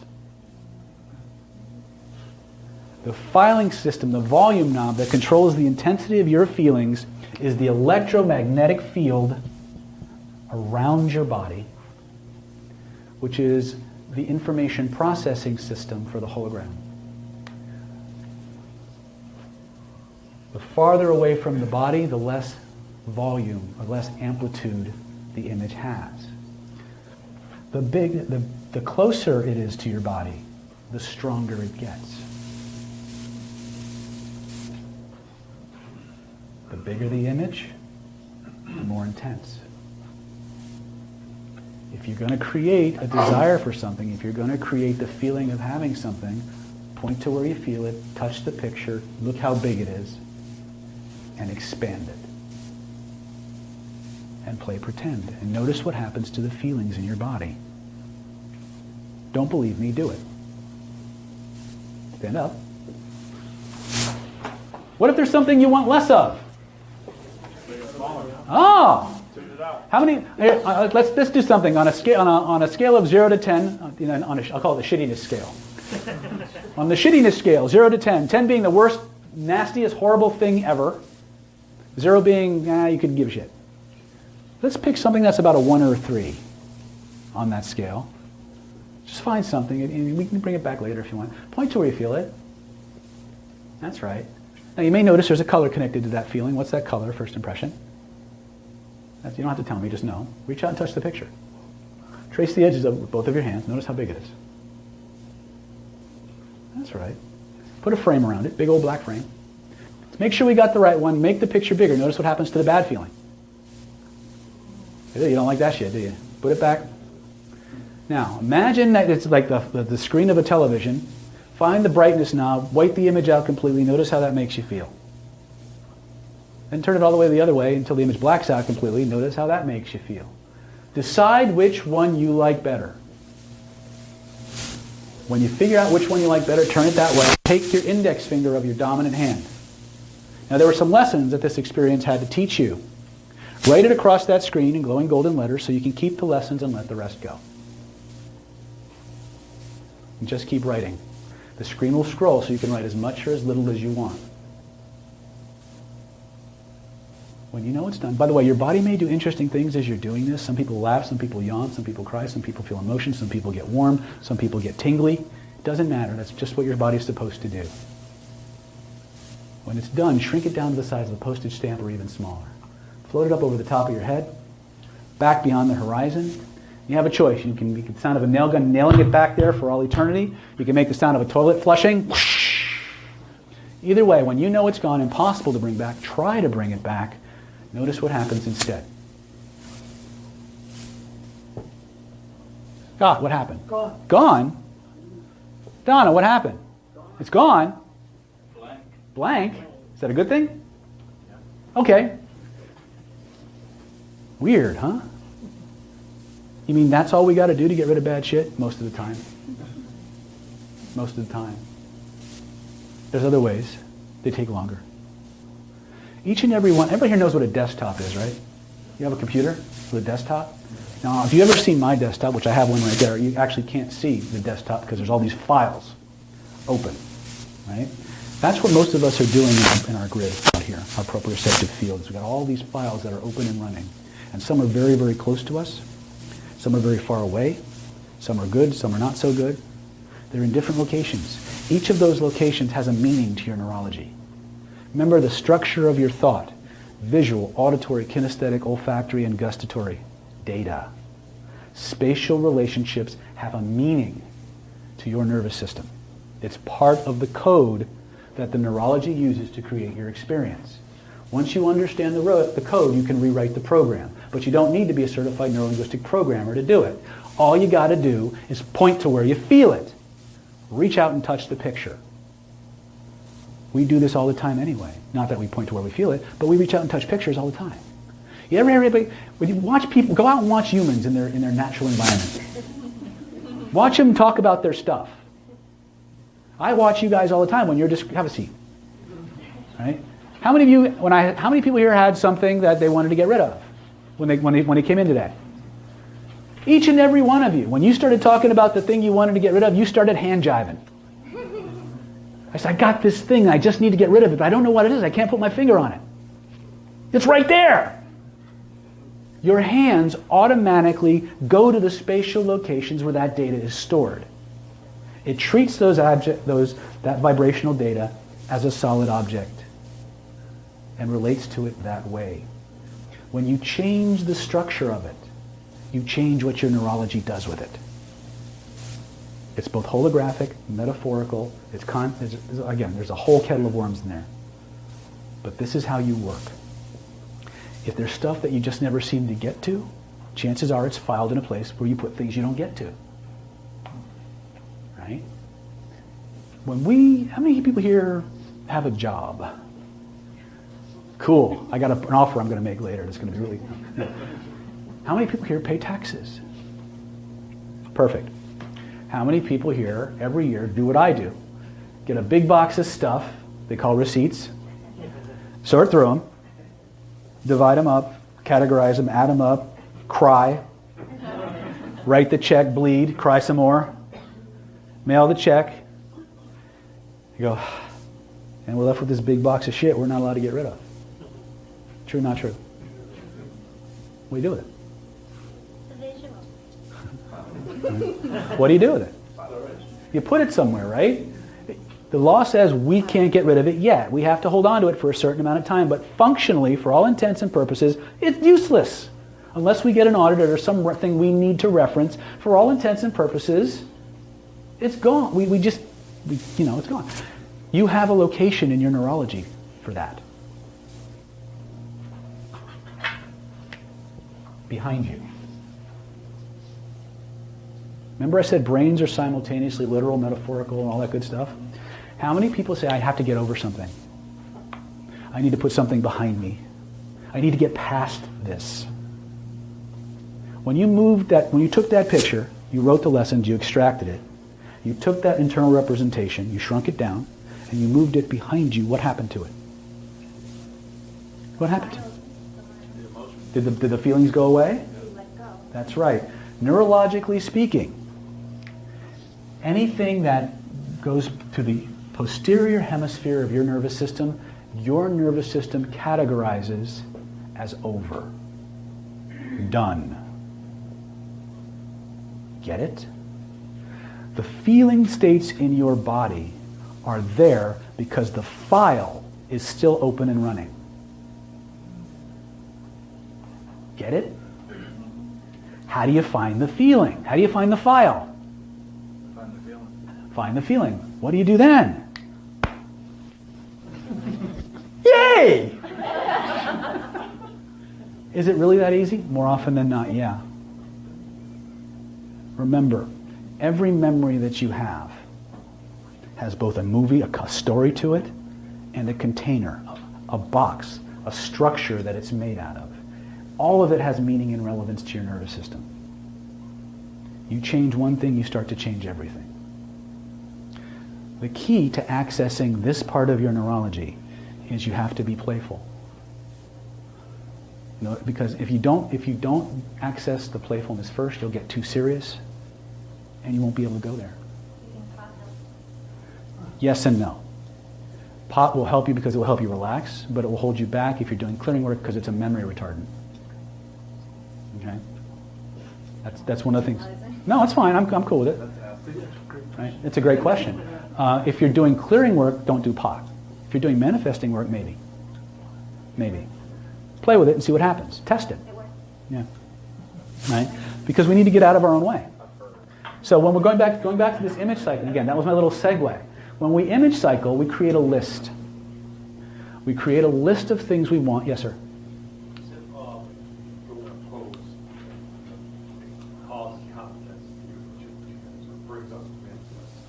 Can you speak up a little bit because I'm having trouble hearing? You said you go in your pose of Mhm. manifest confidence. What would be the same type of thing to manifest playfulness? Perfect. Here's what I like to do. Everybody stand up. By the way, I'm going to show you, this is actually something I teach in my attraction courses, but did you know that flirtation has a posture? Right? Flirtation has a posture. When we talk about people who are honest and ethical, we refer to them as what? Upright, straight shooter, right? Stand-up guy. People who are unethical, people who are sleazy, people who are crooked, twisted, bent, right? Then there's the naughty people. They're not completely straight, but they're not completely bent either. See what happened? I just shifted a little bit and you started laughing. Because all of this is already encoded in your neurology. See, when I deal with things that are encoded at a genetic level, on a behavioral level, not a social level. Because then I can go to Australia, or I can go to New Zealand, or I can go to Africa, and I can start there. And then I can learn the cultural distinctions later. Right? So if you want to be playful, remember a time when you were. All right, we'll do another cool exercise. This is going to be fun. Now, two things about, remember I talked about the anchor and the jet engine, right? So, if we say we want X, presupposes something, doesn't it? That we don't have it, or we don't have enough of it.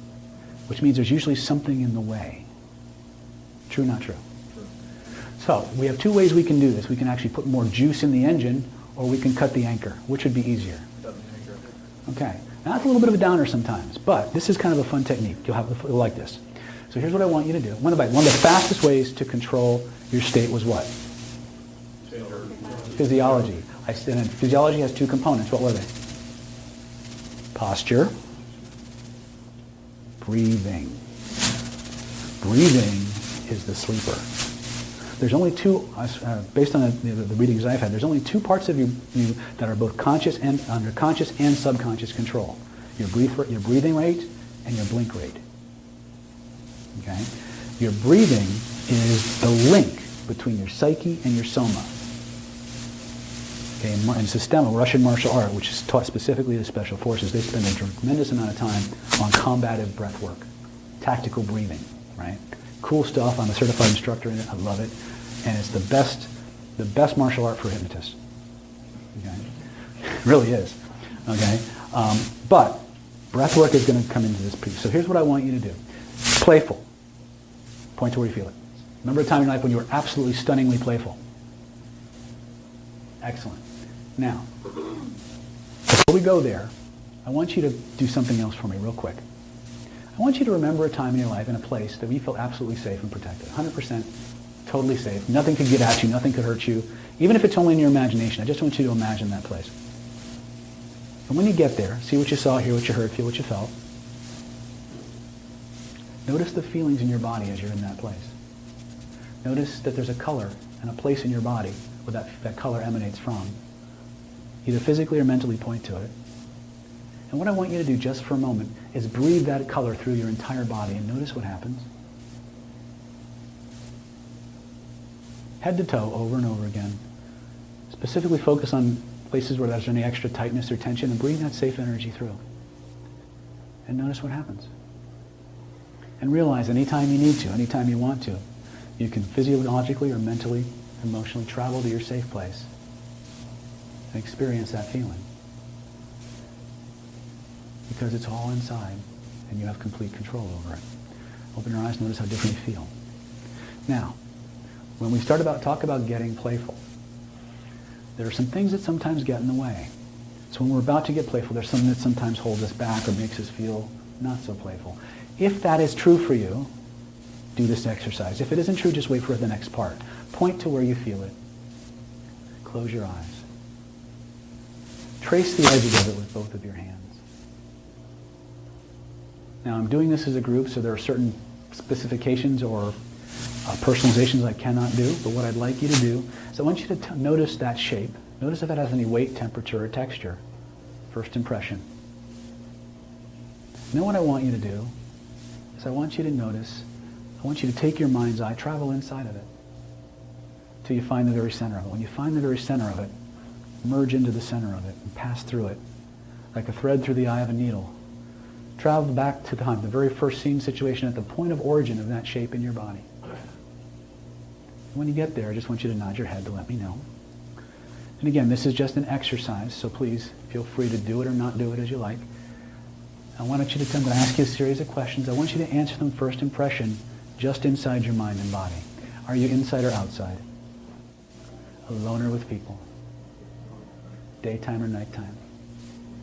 Look at your hands. Are they big boy hands or little girl hands? That's right. And how old might you be when you first feel that feeling? You may notice you wind up someplace completely different than you expected. That's okay. I want you to follow that train of events until the feeling that you want to get rid of appears. When you get there, just nod your head. And now speaking as the version of you of today, that version of you with all your life experience, with all of your knowledge, with all of your wisdom, if you could go back, what would you like to have seen happen instead? Well, make a movie in your head of what you would like to have seen happen instead that generates the feelings you want to have. If you need a new parent, make a new parent. Right? You can do that. Trust me. But this is what I call your Steven Spielberg moment. And what I want you to do is I want you to make a movie of what you want instead. I want you to tell that younger version of yourself that this shit's over. You've come back from the future to let them know it's done. And you're always going to be with them. Make a movie that is everything that would make them the happiest little camper on the planet right now. I had one girl, all she wanted was hugs and ice cream. So we made a movie, she could eat all the ice cream she wanted, never gain a pound, never lose a tooth, never get sick, all the hugs she could handle. She was having a ball. This is your chance to play. Now as you do that, when that movie's perfect in every way, I want you to step into it and I want you to live it. Not once, not twice, but hundreds of times at the speed of thought. Over and over and over again. Each time you do, that movie, that memory gets bigger, stronger, brighter, 10 times better, 10 times stronger. I want you to notice there's a place in your body where the feelings generated by that movie emanate from. And there's a color connected to it. That's right. And I want you to notice what happens when you reach out, grab that frame. Notice that energy getting stronger and stronger. Make it bigger and brighter. All of a sudden that energy beams out of your body, forming a brilliant frame around that movie, making it even better, brighter, stronger, more powerful than before. And when you're ready, reach up, grab that frame, lift it up over your head, pull it down through your entire body from head to toe, over and over again. And each time you do, notice what happens to that colored shape that originally got there. And just keep doing it. And notice what happens. Are we playing a whole movie? Yeah, just bring it through your whole body over and over again. Each time you do, notice what happens to that old shape, the original shape. Notice how it changes.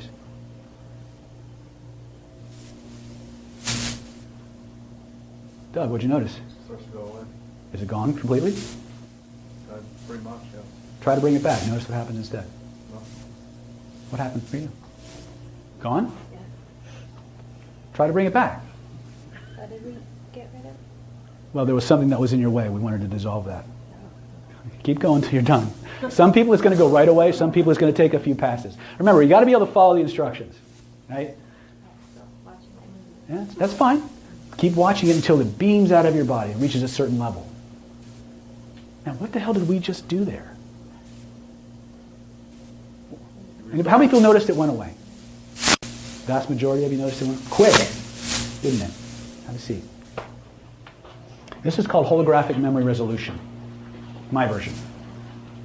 I did not. This is my tweak on something that I did not invent. It was invented by a guy named Brent Baum. Your system is a holographic information processing system. It is simultaneously literal, metaphorical, and structural. Okay? What we're doing now is we're interacting with the metaphors your neurology uses to create and contain your experience. But it's a vibrational phenomenon. Now, what we did there was what we call resolution, and this is my term, resolution frequency generation. This is law of attraction on steroids. Because there was an event in your body, a memory, a recording, that had a certain set of feelings which was analogous to a vibrational range of frequencies. Can we accept that? What we did was through asking that version of yourself, that little fragment of consciousness, which is holographic and fractal, and knows everything that part of you knew up to that moment. But it's trapped in that parallel universe, like on an endless loop. We went back through the feeling gate into that spark of consciousness. We resolved it, we gave it resources that it didn't have, but then we added something else. We added the vibrations that container was missing. Okay? Think of a prism versus white light. We see colors because of frequencies that are missing. Right? Otherwise it would all be white, which is our natural state, white light. Okay? It's not a race thing, it's a vibrational thing. Right? My point though is, when you find the feeling, you enter the hologram, you know what happened, you know what needs to go there. So you resolve some of it. Now what you do is you ask, what do you want to have instead? When you create the movie, you generate the feelings. When you generate the feelings, you generate the frequency range that's missing that allows that issue to be resolved, to be processed fully out of the neurology. Like that. Okay? This is how you clear your shit. Two ways, right off the bat. You both start with what? Point to where you feel it. Interact with the hologram. Who's got a fear? Anybody got a fear? Oh, you always got a fear. You got a fear. Is it okay to come up? Yeah. Okay. Actually, before we bring you up, let's go ahead and take a break because it's 9 o'clock. I'm sorry, I went a little over, but I wanted to give you this. This is, again, a lot of the stuff that you guys asked about was about clearing. So I'm giving you some really powerful clearing drills. Right? Here's the secret to this. If you point to where you feel it, you have everything you need to change it. When we come back, we'll do a couple more clearing drills, and I have a gift for everybody as well. Everybody who came out tonight, especially for sitting through 90, almost 2 hours of me droning on without getting a potty break, I have a free gift for you. Normally to walk in my door, it's $175. Now we have a bunch of people who've been my clients. Raise your hands if you've been my client. Right. Talk to these people.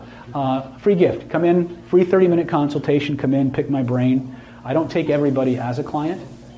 What I promise to do is give you 30 minutes of my time. We'll talk about your problems. We'll talk about what you want. If what you do is what you have is a fit for my methods, we'll discuss strategies and tactics for getting your situation resolved in the shortest amount of time possible. If it's not a fit, I'll tell you that too. I don't want to waste your time. I don't want to waste mine. But I will point you in the direction of someone who I think can help you. So if that's something you may be interested in, please see Linda. We only got about 10 slots available because my schedule is like crazy.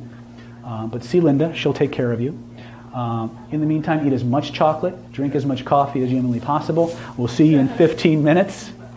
The red notebooks are yours to keep. And then when we come back, we'll either do image cycling or we'll do some more clearing stuff. Would that be okay?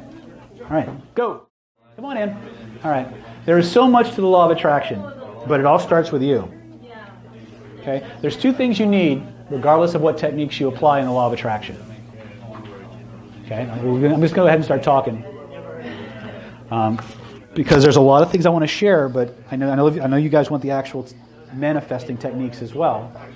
But really, what taints your manifestation are the thoughts, ideas, beliefs below the threshold of your conscious awareness, the feeling states in your body.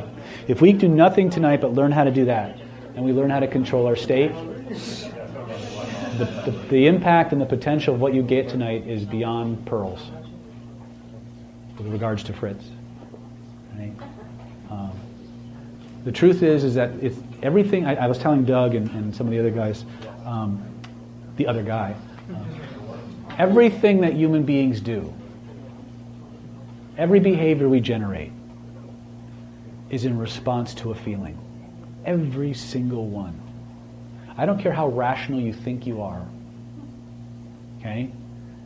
Even the most rational, logical people on the planet crunch the data, they get a feeling, and then they act on the feeling. Okay? This is observation. Now, you don't have to believe me. If the things you have, the things you do work better for you faster than the things I'm sharing, then just do that. Okay? But here's two things. Feeling, identity. There's two things you need to have, regardless of whatever other law of attraction techniques you bring to bear on a situation. One, you need an identity. An identity that supports having it. That goes back to the dominant thoughts, ideas, and beliefs. Yes? You need an identity that supports having it. You need to be the person for whom those things can happen to. Okay, a very, very wise woman, actually Taylor, I'll give you your name, Taylor Sinclair. It was actually Taylor's mother who said it to her. Taylor said it to me, and it goes like this. She would say to Taylor, Taylor, you can be anything in this world that you want to be. But first, you have to become the person to whom that thing can happen to. And that's why I asked what you guys wanted to take home tonight. Everybody wanted to clear this and get rid of that. Focus, blocks, fears, things like that. Those all go to identity. Those all go to your identity. Do you have the end of the self-esteem, the self-image that supports the vibrational ranges that allow you to manifest it? Because you can have, Ren, in the role gaming world, we say anybody can roll a natural 20. I'll know who the geeks are. Oh, you're a geek. Yeah. I like her already. Right? Anybody can get lucky. Which I have a course on how to get lucky. It's not what you think. Or maybe it is. That's actually the title. It's not what you think, or maybe it is. But there are certain characteristics that lucky people share. Did you know that? Certain psychological attributes that all lucky people share. Psychology Today did a very deep study, or they published someone who did a study on that. Right? We don't have time to go into that, otherwise we'll be here all night talking about all the other things we could be doing. But you need an identity that supports it. One of the fastest things to do is clear your crowd. All right? Now, I gave you some very powerful techniques, the second of which was the holographic memory resolution process. Remember, every feeling that you have in your body is composed of a vibrational matrix that is containing certain frequencies and missing others. Where it's stored in your body is the point of feeling. That's the node where all the different elements of that experience come together, where the cloud brings it back, right? It goes up and into the cloud and it comes back. Follow me? Follow me? Okay? If we can point to where we feel it, we can change it. If we point to where we feel it, we can change it. Okay? Yes? Can you repeat? It was the This? stages? Oh, sure. When we image cycle, before I finish this, let me just close the other loop. The other piece you need is the willingness and the ability to act. For everything that you impregnate the non-local universe with, you must create a vessel for it to manifest. That means there must be a physiological, action-based component that drives it into this reality. If it's just you manifesting, swirling, and you sit by your phone and do absolutely nothing, it ain't going to happen. I've actually seen people posting on forums. I've been doing my affirmations for 2 months and nothing has happened. Well, have you done anything? No. I've been sitting by the phone. Nothing's happened. Nobody's called. Really? You must act. There must be a physical component, some actions that you're taking.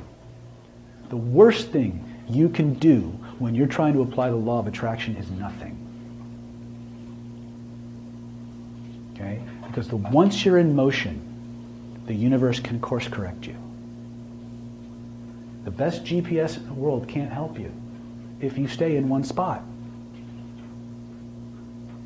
You got to be willing to move. Now, what stops us from being willing to move? That's the problem, right?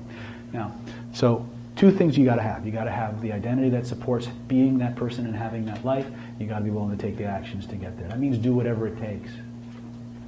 It's almost like you have to take the action regardless of whether you did any kind of law of imagination or law of attraction work, period. If you had no understanding of the law of attraction, no belief in it whatsoever, and you were going to go for it anyway, that's what you should do. And the universe will test your resolve. It's not it doesn't start off as a 1-to-1 ratio. That's my experience. Yours may be different. You may put out 10 units of energy and get 1 unit of return for a while. Then maybe you'll put out 5 units of energy and get 6 units of return. Then eventually you'll put out 1 unit of energy and you'll get 2 units of return, and it'll just keep going that way. But the universe will test your resolve. So remember that. There's safeguards built in. Most of it's in us. When you're gonna do the image cycling technique, the first thing you do is decide what you want. When you decide what you want, it has to have an emotion connected to it. There's got to be a feeling that just, yeah, right? Be playful. Damn it! Reminds me of that story. Floggings will continue until morale improves.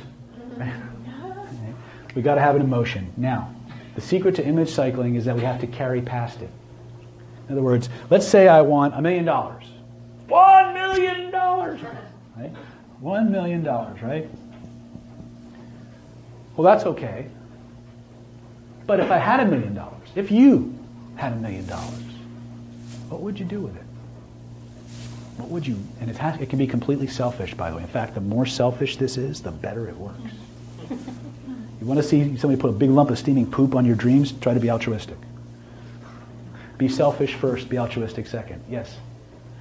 Someone raised a hand. Huh? My big sailboat. I thought you were asking a question about what you do with it. Big sailboat? Yeah. All right, awesome. So can you imagine yourself on your sailboat? Yeah. Oh, yeah? And if you had your look at her, she's lighting up like a Christmas tree, right? That's what we want. But wait, if you had your sailboat, if you can imagine yourself on your sailboat, what would you do then? Yeah, you have an island in mind? All of them. What would be the first one? Hawaii. Can you imagine yourself stepping off your sailboat onto Hawaii for the first time? Can you make a big old movie like that? Can you imagine what it's like? Is there a feeling you get when you do that? Point to where you feel it. Notice there's a picture floating in the space around you that represents it. Reach out and touch it. Make it bigger. Wrap it around you like a big blanket. Now she's ready to image cycle. $1 million, sailboat, Hawaii. Guess what she cycles? Hawaii. In NLP, we call this presupposition. What has to be true for that? What's Water coming through a light. No, yeah. Good thinking, John. Apparently, when we manifest Hawaii, we got the ocean too. You're real. Unwrap the picture. Unwrap the picture. See what I mean? Weird shit happens. Weird shit happens. I bet you somebody fell asleep and left the tub running. Their ass is on That actually happened when I was teaching. I just got back from London. I made a decision this year I was going to manifest taking my training business international. So we wound up in London, Peterborough, and one night somebody had fallen asleep, left the bathtub running, and the entire ballroom on the first floor got flooded.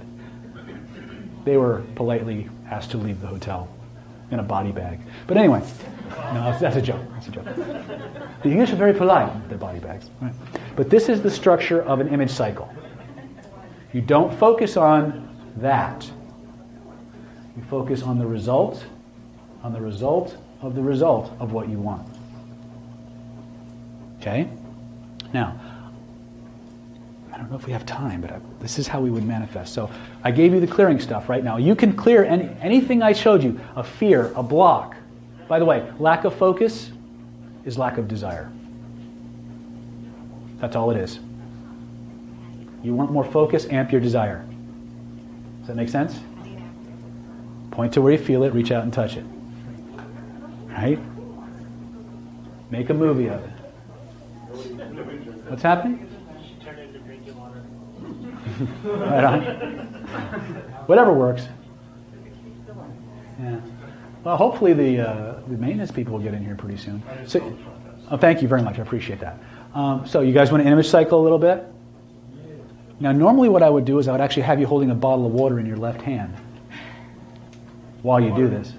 Yeah, I think I'm going to stay away from water tonight. Right? But the reason I do that is because I learned this version of image cycling is mine, but I learned image cycling from a guy named Bill Bankston, who wrote a book called The Energy Cure. Remember I talked about the Bankston energy healing system, which has the most documented cases of curing cancer in animal-controlled clinical trials?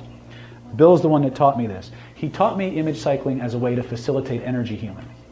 But one of his offhand remarks he said during a break was, and by the way, be careful what you image cycle because it'll manifest. And I'm like, what? Because his focus is on energy healing, right? And actually what he said was, be careful what you image cycle on getting people to do things that they don't want to do because they'll find a way to screw it up. And I'm like, Bill, what did you say? He said, did you just say that you can image cycle and get people to do things they don't want to do?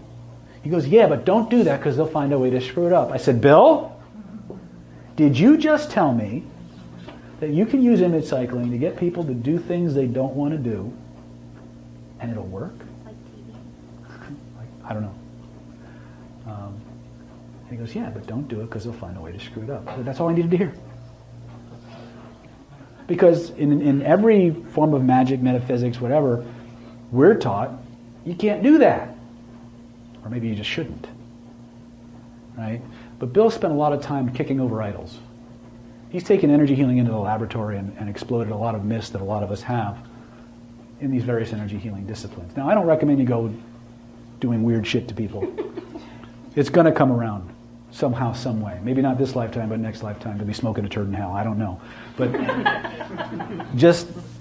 you don't need to be evil. You can move through the world to get everything you want by helping everyone else get what you want, and you're allowed to be selfish. You're allowed to say, I want a new car. I want a sailboat. I want to go to Hawaii.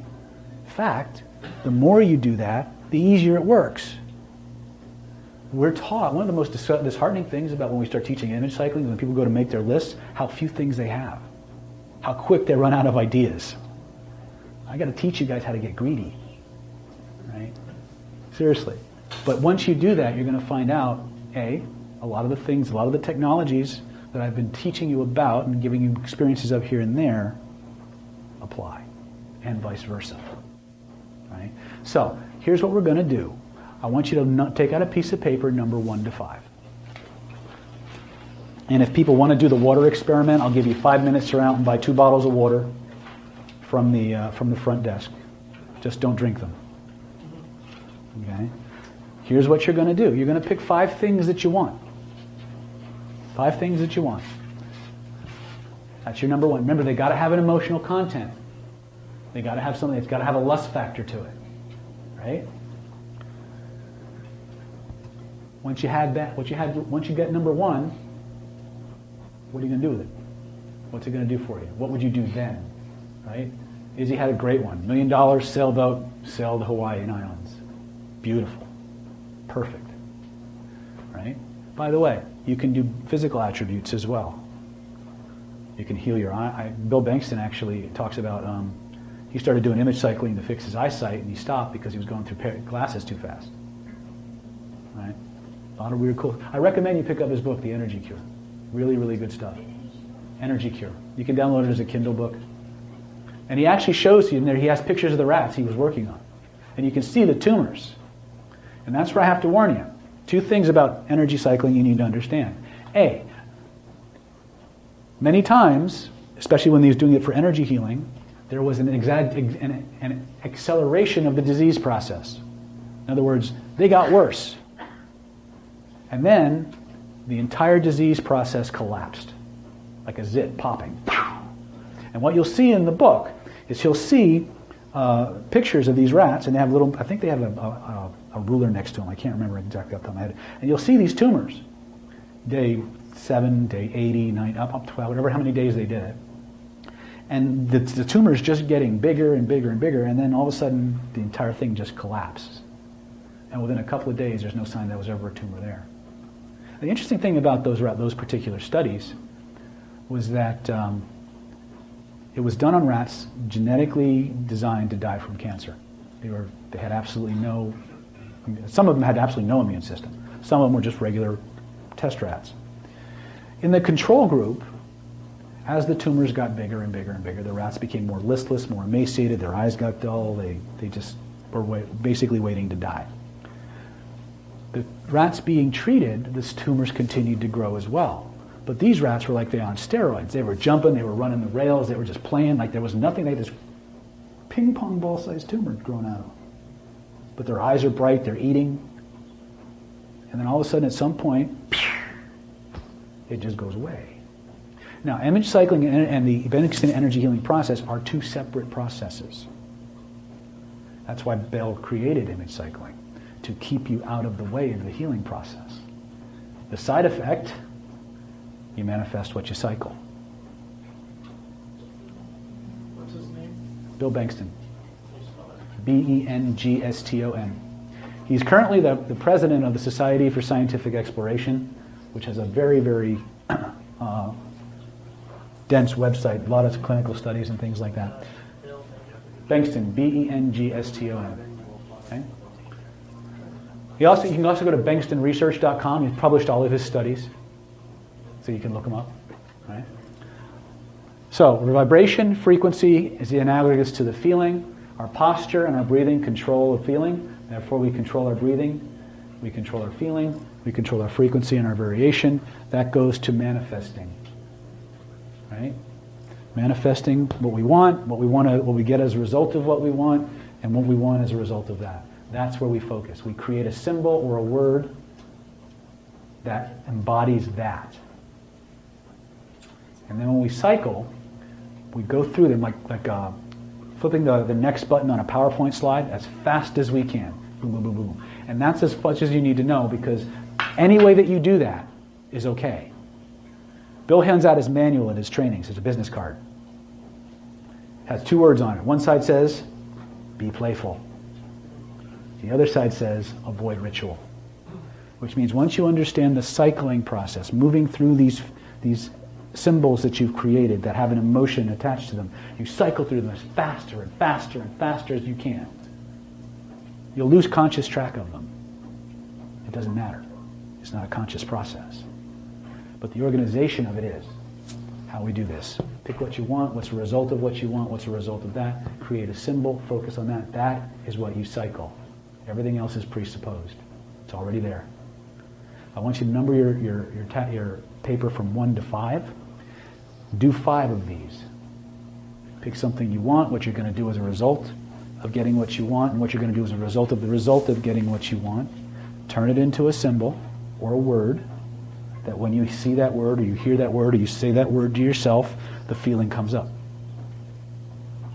Right? Just create a list of 5. The faster you get done, then what you can do is, if you want to do the water experiment, you can run out to the front desk. Or actually, what I can do. How many people are in this room? Linda, how many people we got in the room? If you're not here, raise your hand. Linda, how many people are in the room? How many people are we had tonight? You know, I did not take a total count, but all the chairs were taken. That's helpful. That's helpful. All right, then I probably do not have enough. Thanks to this day, she counted the 10. I have about 50 bottles of water in my car. That's probably not enough for everybody in the room. But for those of you who want to do the water experiment, we probably have just enough time. If I run out to my car and get the water, while you're doing that, then we can probably do a little bit of the image cycling for yourself, so you can see what happens. Would that be cool? Right. Yes. I just bought another case of water, so if people need any. Oh, all right. Well, I'm going to run out and grab the water from my car. I'll bring it in, and those of you who want to use it can use it. If you don't, you just want to cycle on your own, that's okay too, and we'll do that. Right. So first half of the meetup, I didn't forget you, by the way. Oh, I didn't forget. You don't have to come up if you don't want. We can do it during, whatever. Okay. But the reason that we started with the clearing is, remember, whether it's a fear, a block, a resistance, there's a location in the body where the feeling emanates from. The behaviors you're generating are in response to the feeling. Once we find the place where we feel it, we know how to access it so we can start to change it. Right? Now there will be some things that you're going to need help with, right? But not as many as you think. When you find those things, you know how to find me, right? But this is for you. This is for you to go home tonight and start custom creating your world your way. And everything's allowed. Remember that. Okay? Write your stuff. I'm going to get my stuff, and then we'll do stuff together. Okay? All right. Now, keep in mind that initially when we teach image cycling, we recommend you start with a list of 20 things. But this is enough for tonight. Now, here's the cool thing. I want you to, everybody have at least 2 bottles of water? You need at least 2. Okay. We need to re-proportion. Everybody needs at least, whoever who's going to do the water exercise needs at least 2 bottles of water. If you do not have a bottle, or you can always, if we run out, now might be a good time while we're disseminating this to run out to the front desk and raid them. Right? You can do that. Also, what you can do is a little cheaper version. If they have water up front, you may want to use that. I like to use sealed water because then you can, you really kind of clinically control your conditions a little bit better. But again, the idea is you want water that's as close to the same as you can, and without being adulterated in any way, right? It works the same if you don't have the water, right? Yes. Yeah. I just find it's easier. The reason and I'll explain why we do this. I've explained it a little bit already, but the truth is when Bill created image cycling, he did it with a very specific intention. He did it with a very specific intention. The intention was to teach a process that would keep the person doing the healing out of the way. To engage the other parts of the brain so that the healing process could do its own work. I'm going to have a nice... His shirt looks an awful lot like a sign page, like one of those test pages on the... So I'm going to have this little test page imprint, right? It's all right.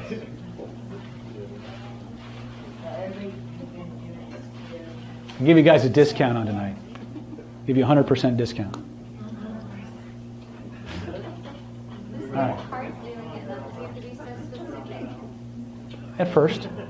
Because like a lot of them would just end up being like money. Okay, well that's fine. What matters is the end result of the end result of the end result, not the way you got there. Right? We don't worry about how we get there. That's up to the universe. All Right? This is one of the characteristics, by the way, of naturally lucky people. Naturally lucky people focus on the destination, not how they get there. People who have to work exceptionally hard, they focus on micromanaging every little part of the process. And they beat themselves up when one thing goes 1 degree off. Okay? So, again, you'll find that there's a lot of parallels between people who are naturally using the law of attraction, lucky people, and what we're doing here. The difference is because we're taking it out of unconscious awareness, we're giving you the on and off switch. We're giving you the ability to decide and direct consciously what you want and what you want to remove, instead of letting things happen at random and by default. And that's really why you're here. Regardless of why you think you came, the truth is all those reasons come down to one or two things. You want to take the randomness out of your life. You want to have more control and influence over where your life goes and how it unfolds. True, not true? True. And that's okay. We're all control freaks. I'm the biggest one on the planet, right? We all came here to become all that we're capable of. But to do that, we sometimes have to do the counterintuitive things. And unless some idiot with no social life sits up here and teaches you these things, well, good luck. All right, so here's how this works. You have your lists. So what I want you to do is we're going to just dry run it. Take one of your bottles, place it in your left hand. Take your other bottle, place it under your chair. Remember to mark the bottle that is, in fact, your test bottle. The one in your hand, so you don't get them mixed up. Mark it in some way. Hold it in your left hand, and then for all intents and purposes, just forget about it. Is that sealed? Is that bottle sealed? Is he? And then what I'm saying is have you drunk from it already? Okay, do you have another bottle? No, I just wanted to be as much. I want to have as clean a test as possible. So you got two different brands of water, so I don't know how different those waters taste already. Okay, that's all I'm saying. Is I'm just pointing that out. So that's why I like to have the same brands from this. Again, I try to keep everything as clinically as I can. Right? Take that bottle, put it in your left hand, and just forget about it, but keep it in your left hand. Right? You're going to get tired holding it up like that, but that's okay.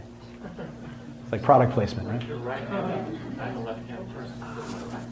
I don't know. You can play with it. I was told that the energy, for some reason, the Bankston frequencies, that's what I call them, for some reason when they hit the body and they come out the body, they come out through the left hand. It's very contra to what a lot of other systems are doing. So put it, hold it comfortably because you're going to be holding it for a while. All right? So close your eyes for me. Make yourselves comfortable. Actually, before we close our eyes, look at your list so you can remember these. Remember, we don't need to know everything here. If we've done our work properly, that should all be presupposed. So this is what you want to put, column 3. Right? You got them? You ready to play? Okay. So here's what I'm going to do. I'm going to run you through just a little mental relaxation exercise just to kind of get you jonesing. You don't have to do it this way. This is just how I like to do it to help facilitate people entering state. Okay? I want you to close your eyes for me. Take a deep breath in. Let that breath out with a sigh. Deeper and deeper with every breath you take, every beat of your heart. All I want you to do is relax. Let go. Listen to the sound of my voice. Any sounds you hear other than the sounds of my voice or simply the sounds of a hotel environment, people moving up and down, doing what they do, the way they do it. You may hear water dribbling, which means Izzy's going to Hawaii. But that's all right. I want you to focus all of your attention on the lids of your eyes. I'd like you to relax those tiny muscles in your eyelids. I'd like you to begin to relax them more and more and more until they're so relaxed that you couldn't actually open them without putting more tension back into them. Until they're so relaxed they just won't work. When you know you've got them that relaxed, just give them a little test to be sure. Then stop testing. Let that level of relaxation flow from the top of your head and all the way down to the tips of your toes. Deeper and deeper with every breath you take, every beat of your heart.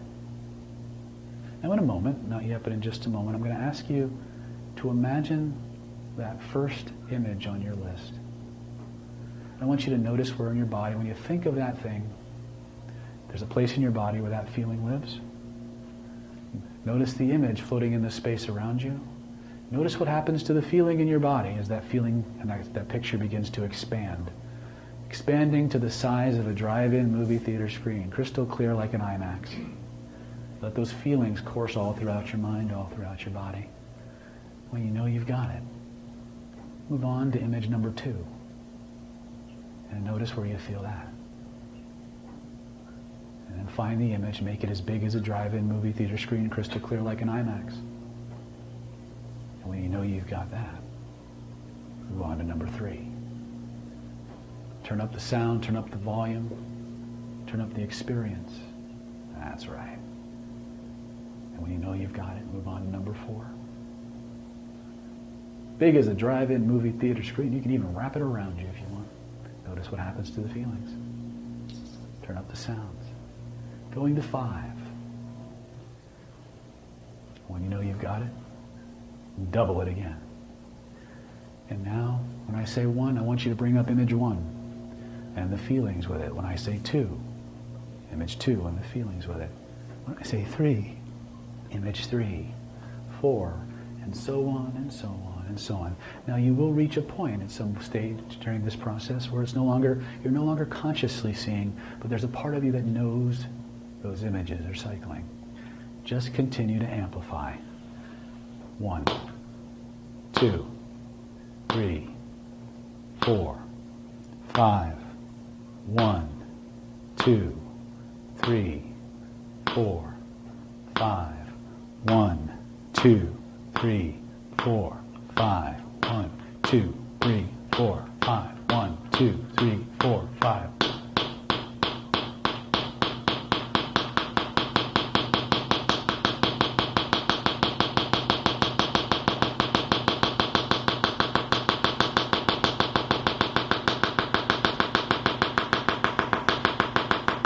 Faster. Faster. Even faster. Faster. Double it. Make it go faster. Faster, that's right. Faster and faster. Faster and faster, over and over again. Double the speed. Double the force. Double the feeling. Double the magnitude. Keep doubling it. Over and over and over again until it takes on a life of its own, and then it speeds up even faster. And faster. That's right. 1 minute. Speed up. 1 minute. 1 minute. Noticing the speed, doubling the force, doubling the magnitude. Keep doubling that sucker. Beautiful. Over and over again. I like it. But not fast enough. Faster! Warp speed! Hyperspace, anyone? Make it even go faster. And faster. And faster still. And then double it. Make it go faster. Allow it to go faster. Speed it up. Speed it up. Speed it up. That's it. I see some of you, that heads are starting to nod. That's how I know. That's right. Speed it up. Faster, faster, faster, faster. Have fun. Speed it up. There is no speed limit. Make it go faster. And faster. And faster still. In a moment, I'm going to count. Allow your eyes to open. Take a look around. Open your eyes. Ooh, some of you got some Chinese eyes going on there. I'm an expert on Chinese eyes. I married one. What was that like? It's good? How about you? Yeah, it gets better. Remember, this is the worst you'll ever be at it. Keep that thing in your hand. Close your eyes. Let's see if I can set my timer here.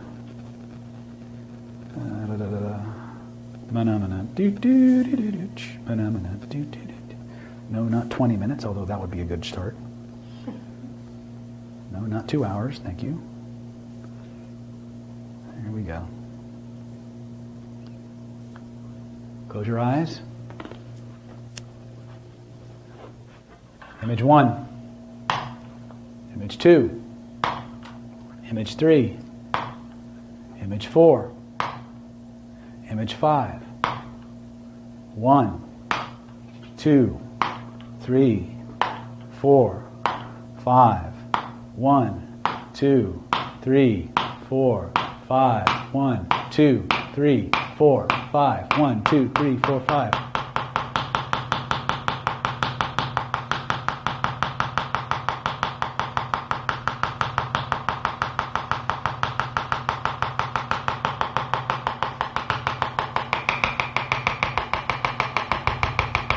Faster. I didn't say open your eyes. Faster. Make that crap go faster.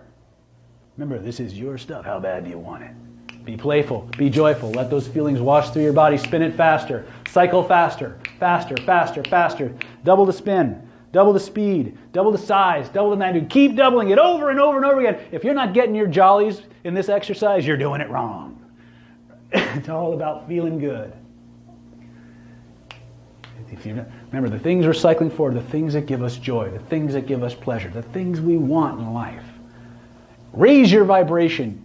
Revel in that playfulness. Remember, playful is a high frequency, and higher frequencies dominate lower frequencies. So speed it up! Faster! Faster! Faster! How much joy do you want? Yawning is good, by the way. Yawning means you're clearing shit. Spin that shit. Raise that frequency. Speed it. Speed it up. 10 seconds. Speed it up. Faster, faster, faster. Very good. This guy's going to rock it here. Good, good, good. Faster, faster, faster. Allow your eyes to open.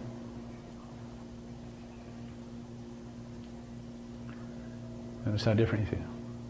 What'd you notice? He's like, your head hurts. That's not uncommon. What'd you notice, young lady? Never mind. Never mind, David. What'd you notice? Feel good? He has no fucking clue. Come out of trance. What'd you notice? Feeling good. Yeah. If it's feeling good, you're doing it right. If you're feeling good, done. Ready for round 3? Close your eyes. We'll do 3 minutes this time. We'll be more efficient. And I'll turn on the actual alarm so you can hear it. Ha ha. Go. Image number 1. 2. 3. 4. 5. 6. 7. 8. 9. 10. Screwed you up on that one, didn't I? 1. 2. 3. 4. 5. 1. 2, 3, 4, 5, 1, 2, 3, 4, 5, 1, 2, 3, 4, 5, 1, 2, 3, 4, 5, 2, 3, 4, 5, 1, 2, 3, 4, 5, 1, 2, 3, 4, 5, 1, 2, 3, 4, 5. Faster! Spin that shit! Faster! How much good feelings can you stand? Faster, faster, faster! The faster you spin, the better you feel. The better you feel, the faster you spin, the faster this stuff comes to you. Faster! Double it. Triple it. Ride that puppy. Like hyperspace. Faster and faster and faster still. Oh, over the hill and through the woods. To Hyperspaceville we go. Faster. Faster.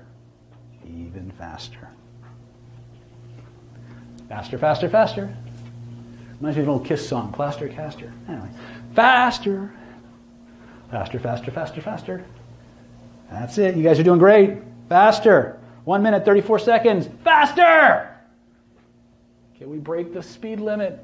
There you go. Some people got that twitch going. I like that. Faster, faster, faster. Amp them feelings up. Amp them up. Amp them up. Feeling, feeling, feeling. Faster, faster, faster. Cycle, cycle, cycle. That's right. If you're yawning, you're changing. You're changing. That means your vibration's raising. Go, go, go. Faster, faster, faster. Faster, faster, faster. That's not a suggestion, by the way. It just happens to be one of the ways people release shit. Go. Faster, faster, faster. Enjoy yourself. Have fun with it. Playfulness. This is not hard work. It's the best work. It's the right work. Spin it faster. Cycle it faster. This is your life. What do you want? How much joy do you want to have? How much fun do you want to have? How much money do you want for yourself? What are you going to do with it? Cycle that crap. Faster. Faster and faster.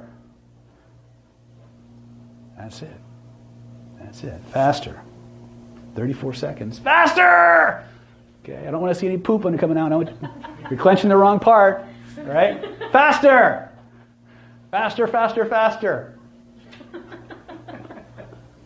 That's better.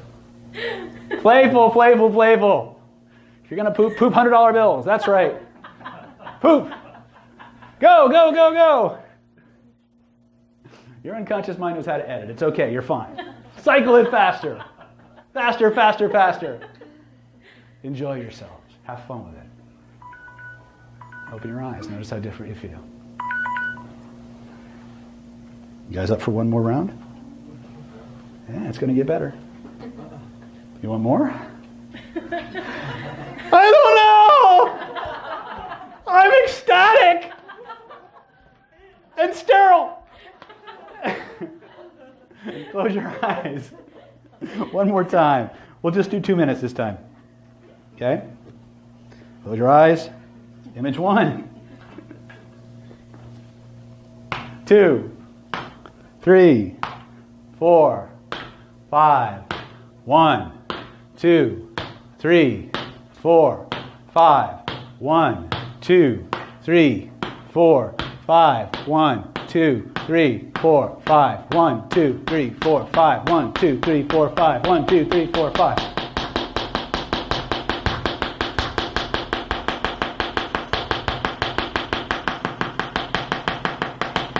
Faster. Go! Faster, faster, faster.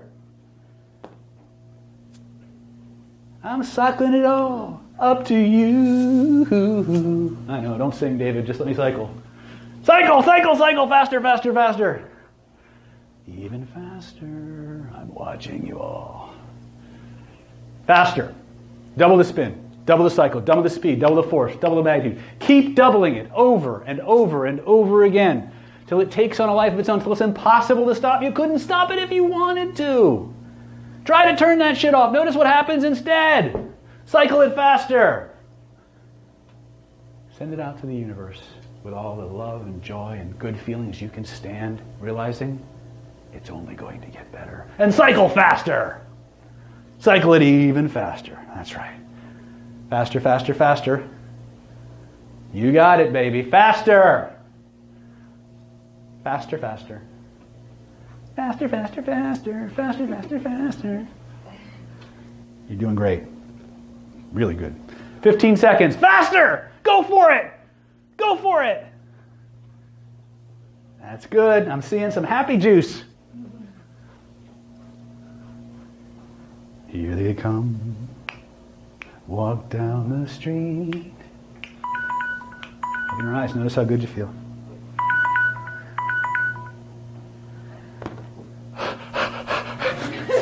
I think I need a cigarette.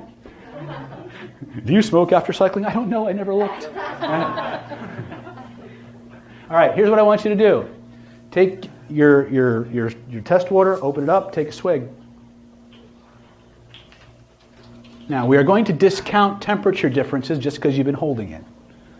But there can be a temperature difference. You may notice the thing actually, well, I won't tell you what to think. I want you to taste your water. Now, seal it gently. Place it under your chair and get your control water out and take a sip of it and tell me what you notice.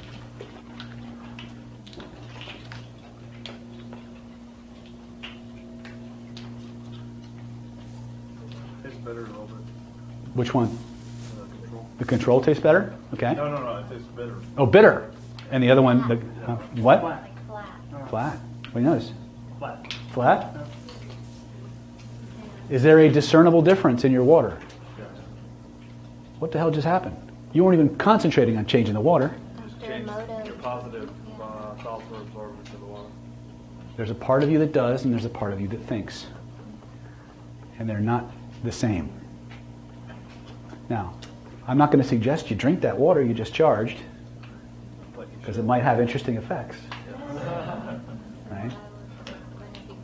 No, it would be fine. It's perfect. What you've done is the Bankston energy healing method. What does Dr. Emoto's water thing? I don't know how he charges it.